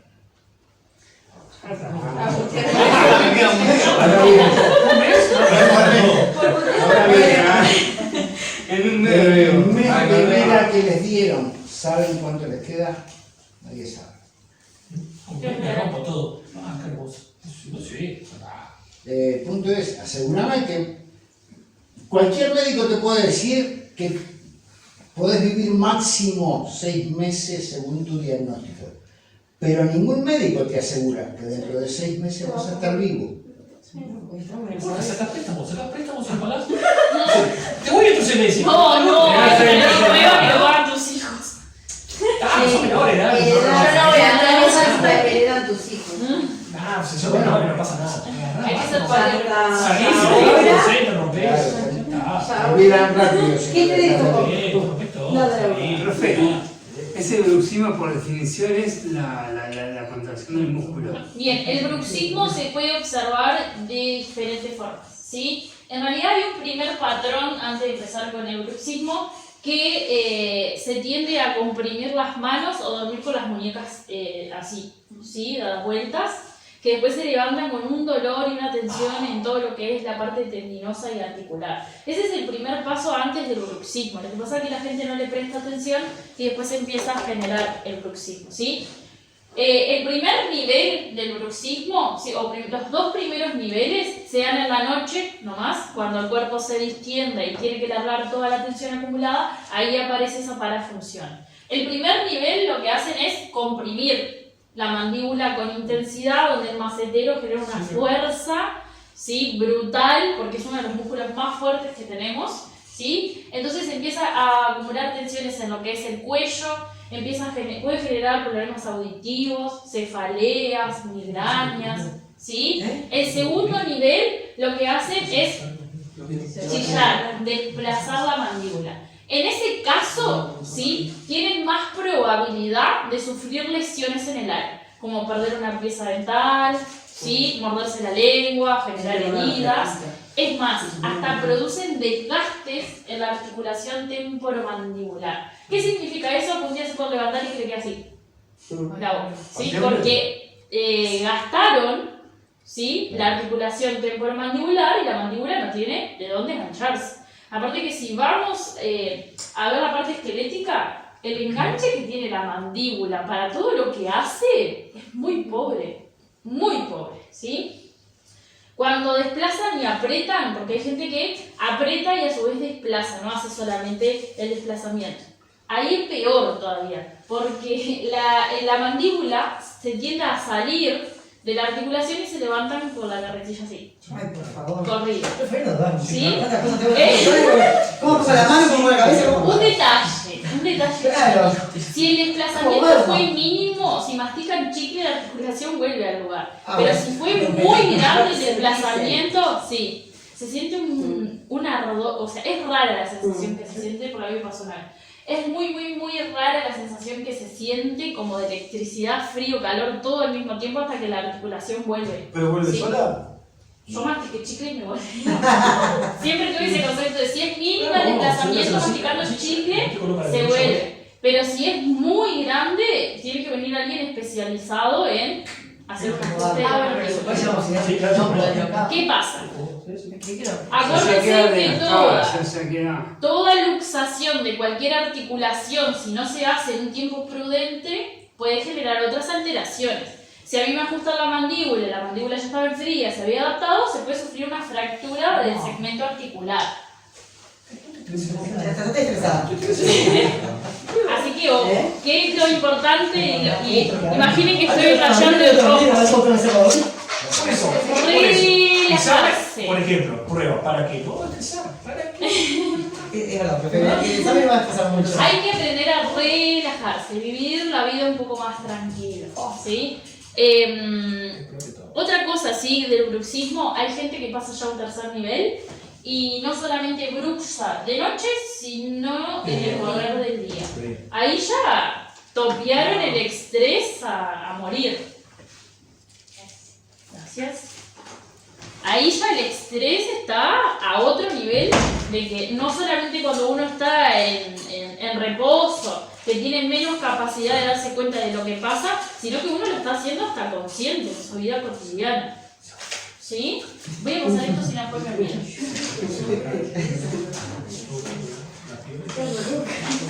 ¿Están asegurados vos? Abrí la puerta y todo el culto.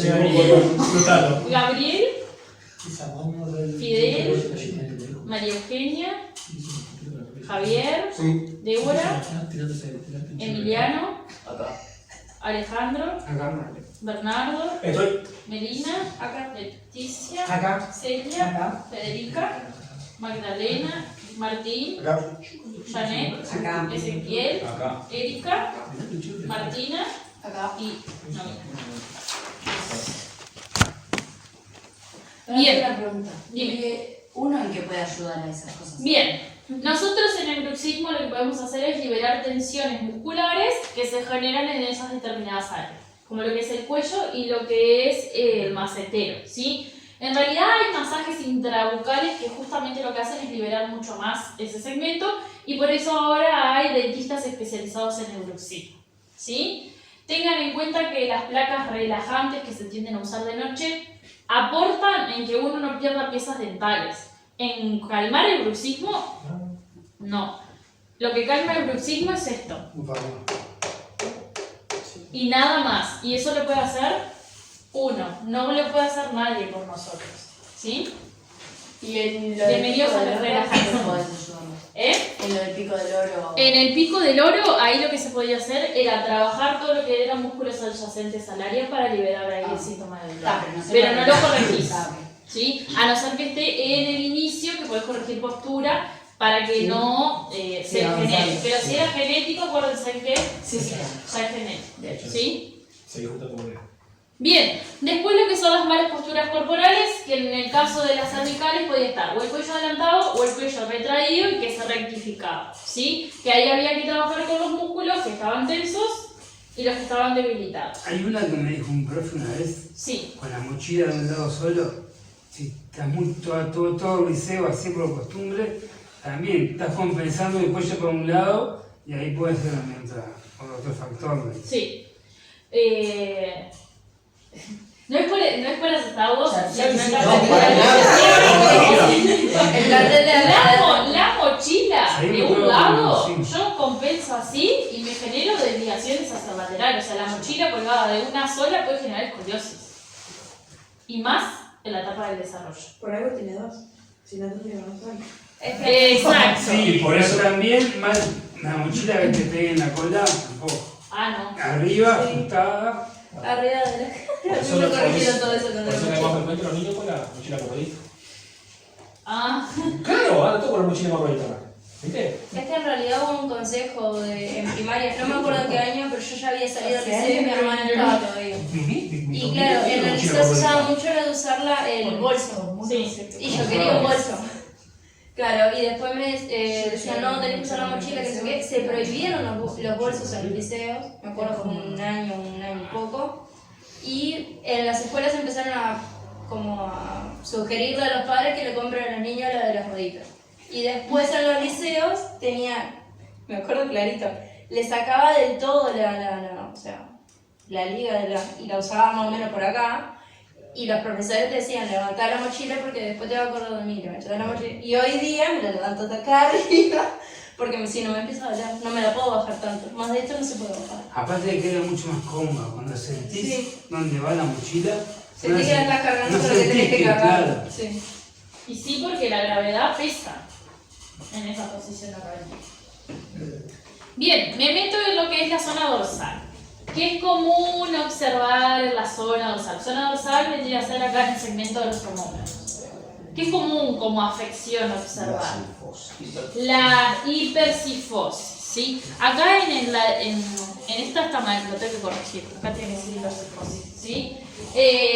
La hipercifosis era la posición del vago, ¿sí? La mochila que tenían acá, ¿sí? Eso es bien postural. ¿sí? Bien postural, eso hay que corregirlo porque esta posición durante mucho tiempo, ¿se acuerdan que hablábamos de que comprimía el sistema respiratorio, comprimía el sistema cardiovascular? Como tengo los hombros rotados hacia adelante no me permite un buen funcionamiento de esa articulación, ¿sí? Ahí hay que relajar todo lo que son músculos pectorales y trabajar los músculos de la espalda que están distendidos, que no tienen más, ¿sí? Siempre que yo vaya a trabajar así opuestos, primero relajo y después trabajo los que están débiles. Pues si yo trabajo los que están débiles, empieza a hacer como una cuerdita así, chin, chin, chin, y el cuerpo no entiende nada de lo que tiene que hacer.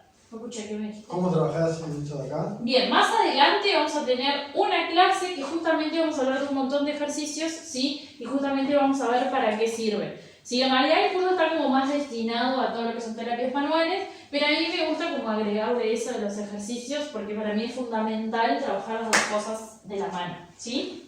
Pero vamos a tener una clase que les voy a torturar a que vean ejercicios. No los vamos a hacer, pero sí los vamos a ver para que ustedes se lleven como un pantallazo visual, ¿sí? Porque en realidad muchos se tienden a llevar a consultorio y los que van a campo generalmente tienen un profe al lado que es el que se encarga de eso. Pero está bueno que ustedes manejen otra información como para saber qué es lo que va a hacer el resto, ¿sí? Hoy cuando decías cervicalgia, yo tuve roto el hombro, no me podía casi mover, perdí bastante la movilidad y me había agarrado con una cervicalgia. Me acuerdo que acá la mano dolorosa, fue mandar ejercicio y me empezó ahí, ¿no? Era un ejercicio choto, ¿no? Pero estaba loco el dolor del cogote. Lo que pasa es que cuanto más rígido dejen el área, peor. Cuanto más movilidad le doy, más irrigación hay y la irrigación sirve para ayudarme a regenerar el área. Eso pasa, ¿sí? Por eso no hay que hacer quietud, hay que hacer un mínimo de movimiento. Bien, después en ese segmento lo que se visualiza mucho son escoliosis, ¿sí? En lo que es el segmento dorsal y generalmente en las primeras lumbares también, ¿sí? Hay dos tipos de escoliosis, hay una en C y hay una en S, ¿sí? La en C es la más común de encontrar, ¿sí? Después de que pasa cierto grado de amplitud, médicamente rompe los ojos y ahí es cuando hay que iniciar un tratamiento, ¿sí? Básicamente cuando uno va al médico con escoliosis lo que le dicen es: bienvenido, vaya a hacer higiene de columna, fortalezca los paravertebrales y no haga deportes de alto impacto.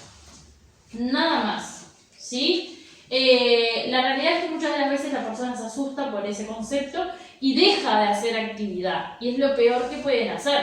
Porque si yo dejo de hacer actividad, ¿cómo fortalezco los músculos? ¿Sí? Para la escoliosis... Están ya en tensión. Sí. Si no, no va para un lado, para el otro. Exacto. ¿Sí? Y ahí voy. Cuando hay una desviación hacia el lateral, ¿sí? En este lado de esa desviación hay mucha tensión acumulada. Y en este lado hay mucha distensión, falta de, ¿sí? Entonces hay que ver cómo yo trabajar esos músculos para, ¿sí? Poder equilibrar esa desviación que se generó, ¿sí? Además de que hay áreas, ¿sí? Cruzadas compensando justamente esta desviación, ¿sí? Vuelvo a repetir, cada sujeto es distinto. Puede ser que haya una persona con un mínimo de desviación en C y no tenga ningún tipo de dolor. Y hay una persona que tenga la misma desviación en C y sufra un montón, ¿sí? Entonces no se queden con que una es peor, la otra es peor. Depende de cada sujeto, ¿sí? Lo importante es ayudar a trabajar los músculos, que lo que hacen justamente es el soporte de la columna, ¿sí? Ahora hay un método nuevo justamente para estas desviaciones que se llama RPG, que es readaptación global postural, que lo que hace es trabajar con determinados ejercicios, dependiendo de donde yo tenga la desviación, qué hay que hacer con cada uno de los músculos.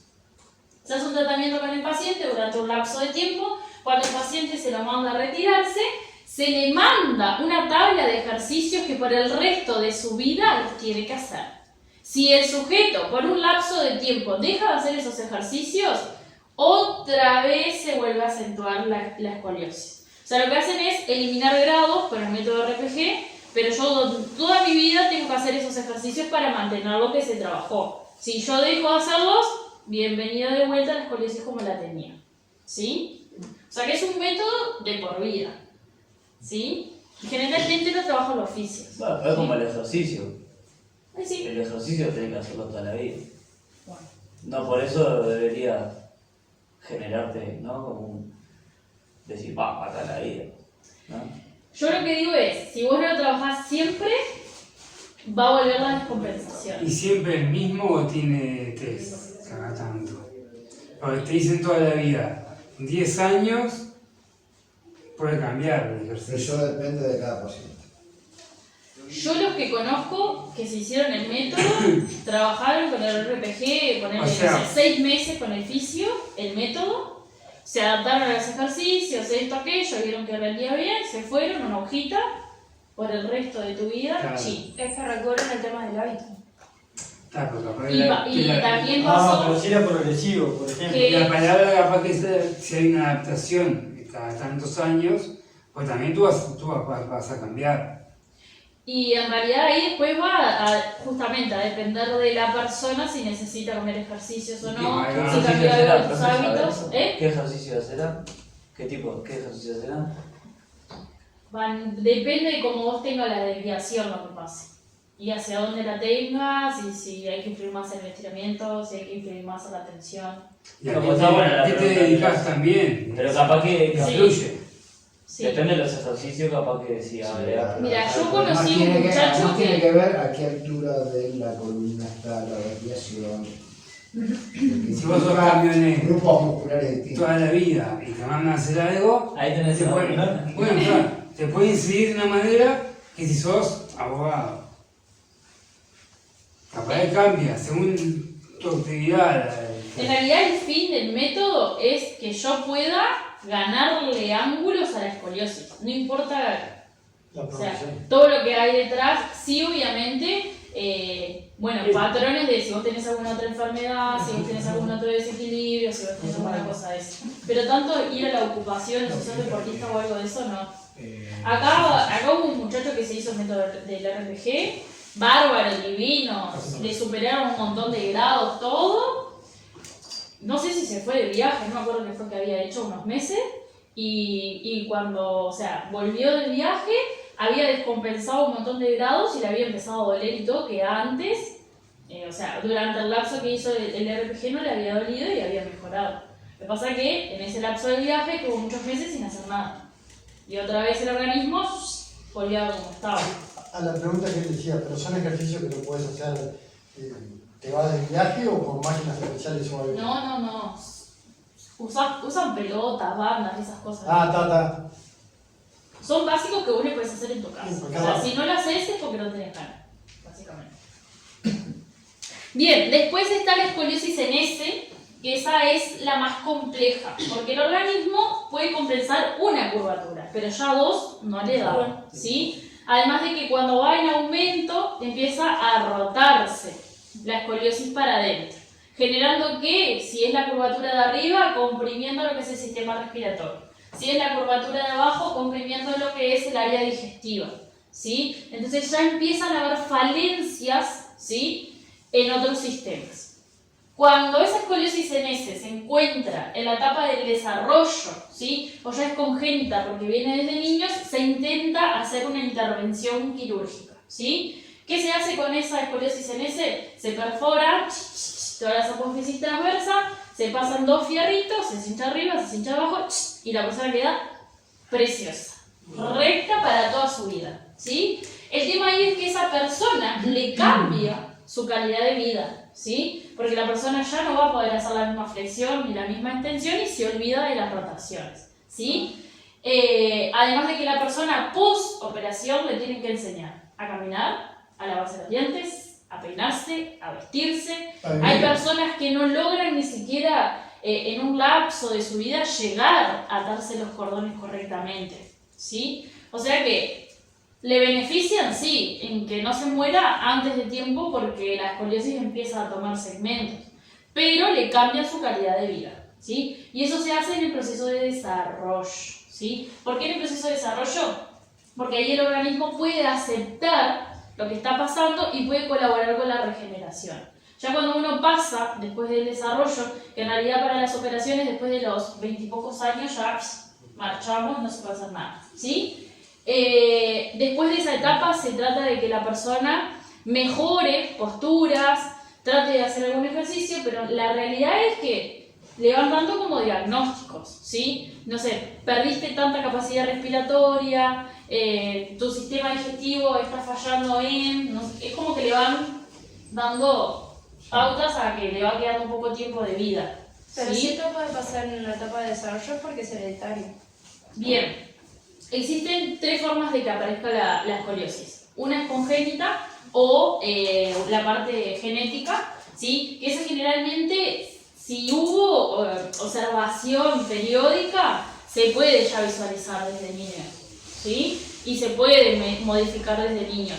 Vieron que hay muchas veces que se escucha que los niños les mandan a utilizar corset, ¿sí? Todo lo que es fajar el área del tronco para modificar justamente este tipo de desviación. Sobre todo cuando en la parte médica sacan conclusiones de que eso a la larga le puede traer consecuencias, ¿sí? Muchas de las veces ese corset no sirve para nada, en la realidad, ¿sí? Entonces, bueno, sí tiene que llegar al medio quirúrgico, ¿sí? Después hay una segunda que se le dice escoliosis desconocida, ¿sí? Que aparece en la etapa del desarrollo, justamente en la adolescencia, cuando se tienden a dar crecimientos de golpe, ¿sí? Ahí lo que pasa es que los huesos crecen más rápido de lo que crecen los músculos, entonces, ¿qué hace la estructura ósea? Se adapta al músculo y justamente es donde genera esa desviación, ¿sí? Que es en los casos donde más se tiende a dar, ¿sí? Después, en la etapa adulta también puede venir escoliosis, sin yo haber tenido en el resto de mi vida, por vicios posturales,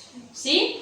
Yo sé que me siento así todo el día, ¿sí? Durante un lapso de años, y esa posición, por desequilibrios musculares, me lleva a que el sistema esquelético se adapte y genere esa desviación. Así que la escoliosis puede venir en cualquier momento de la vida, ¿sí? ¿Bien? ¿Nosotros podemos ayudar a alguien con escoliosis? Sí, obviamente, ¿sí? Porque la escoliosis genera un montón de tensiones en diferentes áreas del cuerpo para compensar justamente la desviación, ¿sí? Entonces, liberando esa tensión, nosotros liberamos dolores que se generan por la escoliosis, o si no hay dolor, tensión que se va acumulando, ¿sí? O sea que es un beneficio para la persona, ¿sí? Ya les digo, el método 9 veces se enfoca específicamente a trabajar con pacientes de este tipo, ¿sí? Bien. Puede ser que tú vivas con escoliosis, no te la arregles y hagas todo, y cuando quieras corregirla te duele todo y dices, no puedo vivir así. Dejame como estaba antes, que me acostumbré.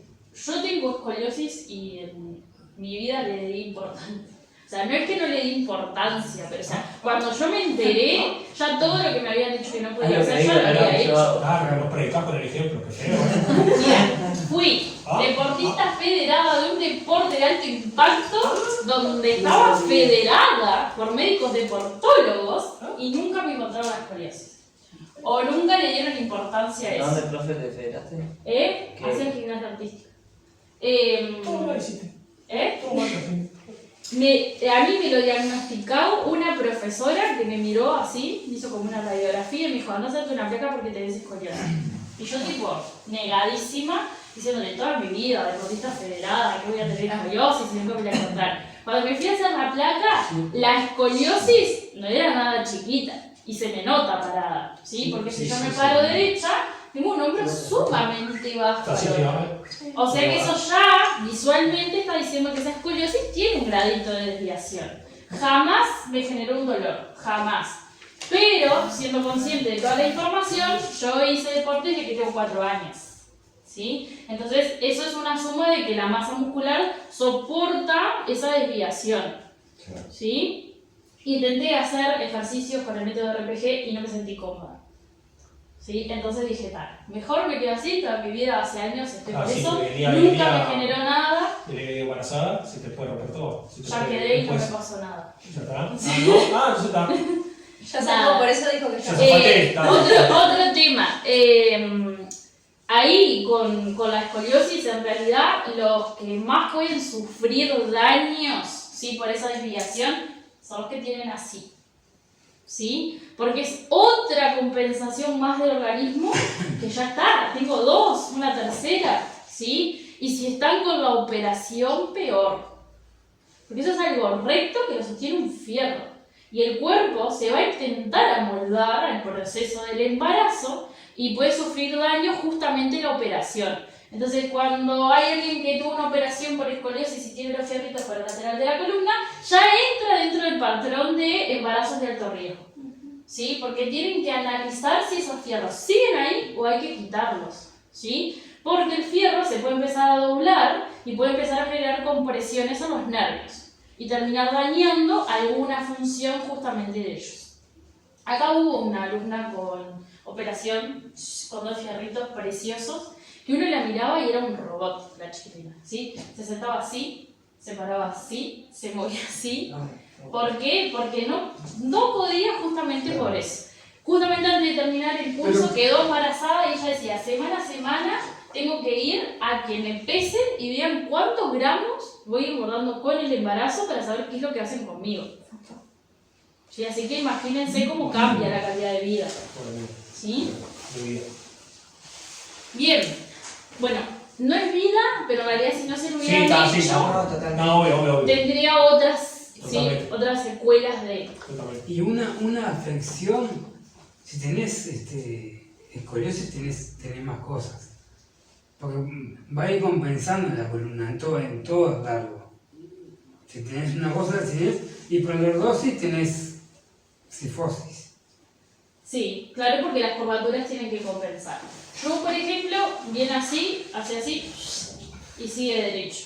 O sea, no es que viene y medio que la dibuja como vos sabés, no. Venís así, hace así y sigue derecho. ¿Y ese hombro es el que está más bajo? Sí, entonces, esta área, tensión de la que quiera. ¿Y la cadera compensa o la cadera no? Sí, la cadera sí. Si yo me toco, Está acá tengo arriba. una cresta y acá la otra, una espina y la otra. Siempre va a compensar. Lo mismo en la pisada, siempre vas a compensar.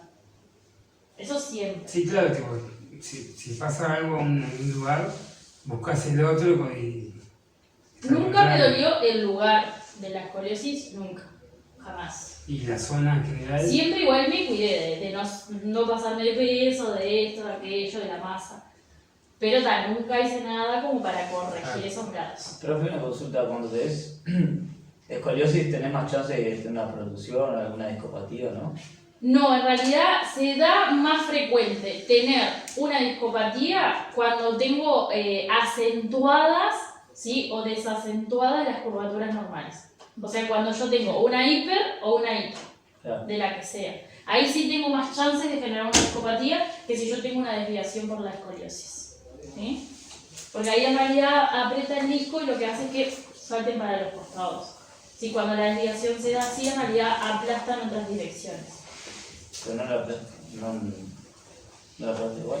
Sí, pero no incide en los nervios. Eso pasa. Ajá. O sea, ¿Y la tenés hipo menos cuál la probabilidad. compensa? ¿La hipo cuál la compensa? No es común, pero... Sí, en las lumbares. La hipo en las lumbares es la que no tenía cola. Yo la... Entonces ahí vos haces una hipercifosis y intentás adelantar el cuello. Si vos ves a alguien que no tiene cola, ¿sí? Andan así y así. No, buscaban en la parte cervical donde sería la compensación. En la parte cervical levantan los hombros y generalmente la cifosis de la zona dorsal como que no está tan marcada por tendría que estar. Porque para adentro no puede ir. No, es que acá es muy poco. Se queda recta o... Sí, pero sí, compensa igual. A mí me pasó eso de encontrarle a un alumno una vuelta en el gimnasio. Yo siempre lo miraba y estaba haciendo una plancha, ¿viste? Frontal, y tenía una posición re rara. Y le digo, no me acuerdo el nombre ahora, y le digo, a ver, quédate derecho. Le hice tocarse los pies y le dice permiso, ¿no? Le hago así, columnar, tío. Una pista de Y le carrera. pregunté, ¿vos tenés escoliosis? Le pregunté de onda, ¿no? Porque yo me di cuenta y me dice, no sabía qué era, ¿viste? Y un día me dice, me fui al médico y... Me dio esto otra vez que tengo escoliosis. Ustedes tienen grandes probabilidades de ser una persona que tiene escoliosis y que la persona ni supiera. ¿Sí? Pues le digo, yo estaba estudiando y la mujer vino y me dijo, hacete una placa porque tenés una escoliosis, porque aparte me dijo, pero tenés una escoliosis, y yo tipo, como nunca me dolió, como nunca nada, dije, nada, me la voy a hacer para ir a decirle que no tengo nada. Y en la placa, tipo, salía así, así, y seguía. Y el diagnóstico fue así. ¿Te duele? ¿Querés hacer higiene de columna? Me dijo, y no hagas deporte de alto impacto. Y yo, desde los 4 años que hago deporte de alto impacto, porque ya no estaría sirviendo de nada. ¿Qué carajo el deporte de impacto? Justamente la gimnasia artística es una de ellas porque vos recibís como amortiguaciones que todo el cuerpo recepciona. Pero son todos básquetbol, No, la fútbol, natación no. La natación no. natación no, bueno. ¿Qué pasa? El fútbol, el básquetbol tiene recepciones de impacto, pero no son tan fuertes, porque se dan en determinadas áreas. Hay deportes que el impacto es generalizado en el cuerpo. Viste que Salto, por ejemplo. ahí vas a... O sea, básicamente caes con todo tu cuerpo arriba de una articulación sola. Igual correr es edad. Seguramente esa tiene Sifor. Sí, pero porque Pero cae con los pies en el fútbol. el suelo impacto del suelo. continuo Eso genera en que años de suba. impacto todos los días. Ese salto lo hace 100 veces por día. Para demostrar Ah, sí, también en el video, le digo, ya está. Eso es lo que pasa que queda ahí reproduciendo. Sí, Llega no, 12, sí, llega a 30 años, llega, no, justo el sí. mismo video. Pero el ejemplo que te digo es, bueno, yo trabajé en Olimpia. Y ahí la gimnasia era de los 3 años que empezaba. Y a los 6 tenían todo montado, ¿sabes? Con armas. Estaba montado, ¿sabes? Divino, precioso. Claro, a los 6 son unas gomas. Es impresionante la movilidad que tienen. Y a los 12 están todas las articulaciones rotas. Porque Básicamente, las maduran muy rápido, la que, muy pues, la que salió de ahí, el que sigue de ahí, representando al Uruguay, el que sigue tiene 21. Porque todavía él era chiquitito cuando yo estaba todavía. Tiene 21 y ya tuvo 2 operaciones de rodilla. Y la tercera no se la hizo para ir a una sudamericana para juntar puntos. Sí, creo que sé cuál es. Va con Mario. Sí. Ah, sí. Bueno, ese gurí era una goma impresionante. Vos lo veías en ¿cómo se llamaba? Tatami. El tatami, Tatami. Era un muñeco de goma que rebotaba por todos lados. Todo eso, el cuerpo lo va absorbiendo. Y tenía cuánto ahí, 8 o 10. La primera operación de rodilla la tuvo con 15 años. No, claro. Sí, vaya, todo el video de una señora que tiene como 80 años que anda, hizo toda la vida gimnasia y la ves a hacer cosas que no hace ninguna ni yo ni ninguno de acá, ¿viste? ¿Me entendés? O sea, y decir, ahí también tiene en está mal, cuenta no sé qué tal, tiene 85 años y se pone a El punto hacer. es, una cosa es gimnasia, otra cosa es deporte. No, pero esta señora hacía gimnasia olímpica. De esa que. Sí. Pensá que la mujer, la genética de la mujer, el cuidado que haya tenido, del país del que estás hablando, porque yo sé de qué estás hablando, del país de donde viene. Sí, no, son países que tu vida es para Son élite. y el país te cuida para que vos seas el mejor en eso, porque yo te estoy pagando para que vos seas el mejor en eso. O sea, toda tu vida viviste de eso y mamaste segundo y no otra cosa. O sea, te levantabas a las 8 y te acostabas a las 10 de la noche haciendo gimnasia. Y nada Claro, más. pero ¿cuántas horas ibas? 3 horas por sesión ¿De qué? en gimnasia. No, con Arman vas de lunes a sábado No, de sí, las 2 a pero las 6 de la tarde. por sesión, digo. 3 horas por sesión, 4 horas. Por día, todos los días. No, el horario que hacíamos era de 2 a 6. Bueno, 4 horas. Sí, ahí está. Todos los días. De lunes a sábado, solo los domingos no había. Si Claro. no había competencia. El impacto son, estos saltos son 100 veces por día ese salto, otras 100 otra cosa. No me quemé, claro. Los movimientos repetitivos de los que hablábamos. En pliometría no se recomienda hacer más de 25 saltos por día para cuidar la articulación. ¿Cuántos saltos hace? Ya hay calentamiento. 500. Hace 500 saltos, no sé cuántos hace, ¿no? 500, 1000, estás ahí bien. Y si haces cagadas de 250 más. Claro. Así que está. Bien, en la zona lumbar, ¿sí? En la zona lumbar, sí, ya hemos hablado, ¿sí? De las afecciones que había. Solamente hay 2, ¿sí? Que es la ciatalgia y la ciática, ¿sí? Que son 2 conceptos que se tienden a confundir, ¿sí? Una cosa es sufrir del ciático, otra cosa es sufrir de ciatalgia, ¿sí? Cuando uno sufre del ciático es porque algo en el segmento lumbar está comprimido, que justamente son las salientes nerviosas de ese nervio, ¿sí? Puede estar comprimido por un pinzamiento del nervio o por una discopatía, que es lo más común que sufre la persona y por eso sufre del nervio ciático. Esa persona realmente sufre de nervio ciático porque el dolor llega hasta la punta del dedo gordo, ¿sí? Cuando el dolor llega hasta la rodilla, hasta abajo del glúteo o hasta el tobillo, es ciatalgia, ¿sí? Que es un dolor en el recorrido del nervio ciático producido por o contracturas o tensiones musculares o puntos gatillos, que es justamente lo que nosotros vamos a trabajar. Justamente hay unos puntos gatillos que el dolor irradia hasta el tobillo, pareciendo ser el nervio ciático. Y en realidad son puntos gatillos. Hay mucha gente que padece de esos puntos gatillos y se autodiagnostica con ciático. Sí, porque ya le baja un dolor y ya, ¡ay! El ciático. ¿Sí? Y en realidad no siempre la culpa la tiene el ciático. Tiene que bajar el dolor, no es localizado por todo. No, para el ciático, cuando se sufre del ciático, que el nervio está comprimido e inflamado, desciende por la extremidad que está conectada. Puede ser una o la otra. Cuando se sufre de las dos, hay una primaria que sufre de ciático y la otra está padeciendo de ciatalgia, porque está compensando. ¿Sí? Bien. Cuando a mí se me produce una hernia o una protusión, es hacia un lado o hacia el otro. Después, por compensaciones, me puede pasar ciatalgia. ¿Sí? Después, otra cosa importante son las tensiones musculares. En la zona lumbar siempre vamos a sufrir de tensiones musculares porque es un área que lo que hace es proteger, estabilizar, generar tensión para dar un apoyo y un soporte. O sea que las lumbares siempre van a estar tensas. Los músculos de ahí generan una tensión continua porque son posturales. ¿Sí? Bien. Así que siempre va a haber tensión en las lumbares para liberar.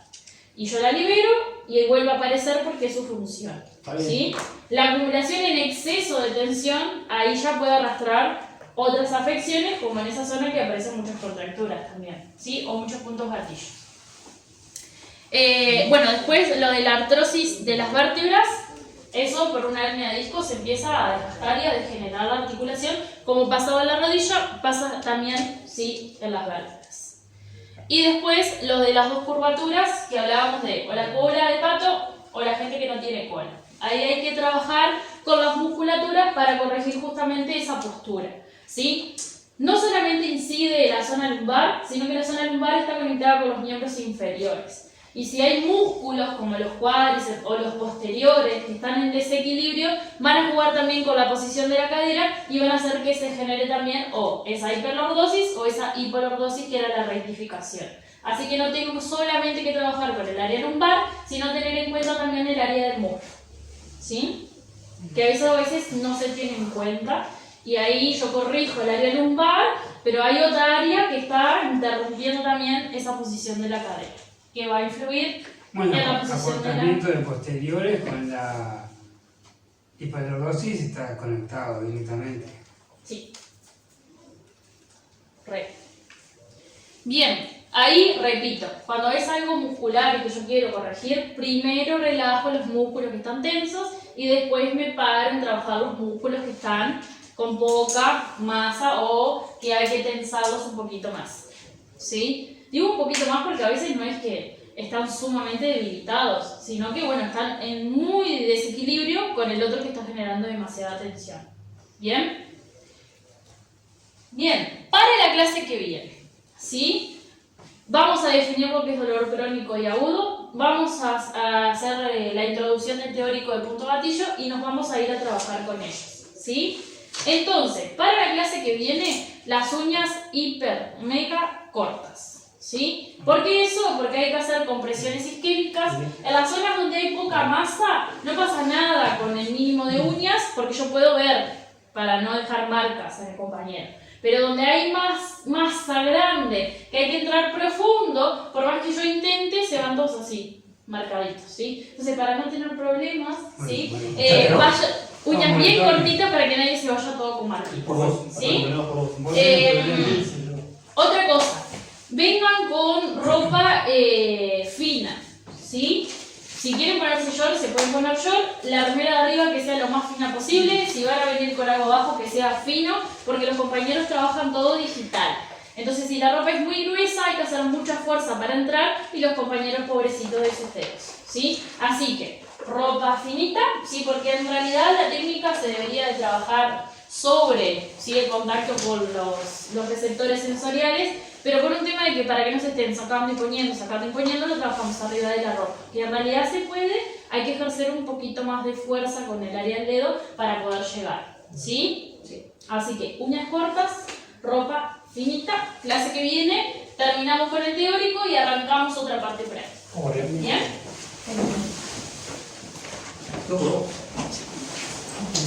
Sí, la verdad. Bueno, yo te lo he marcado y se tomó.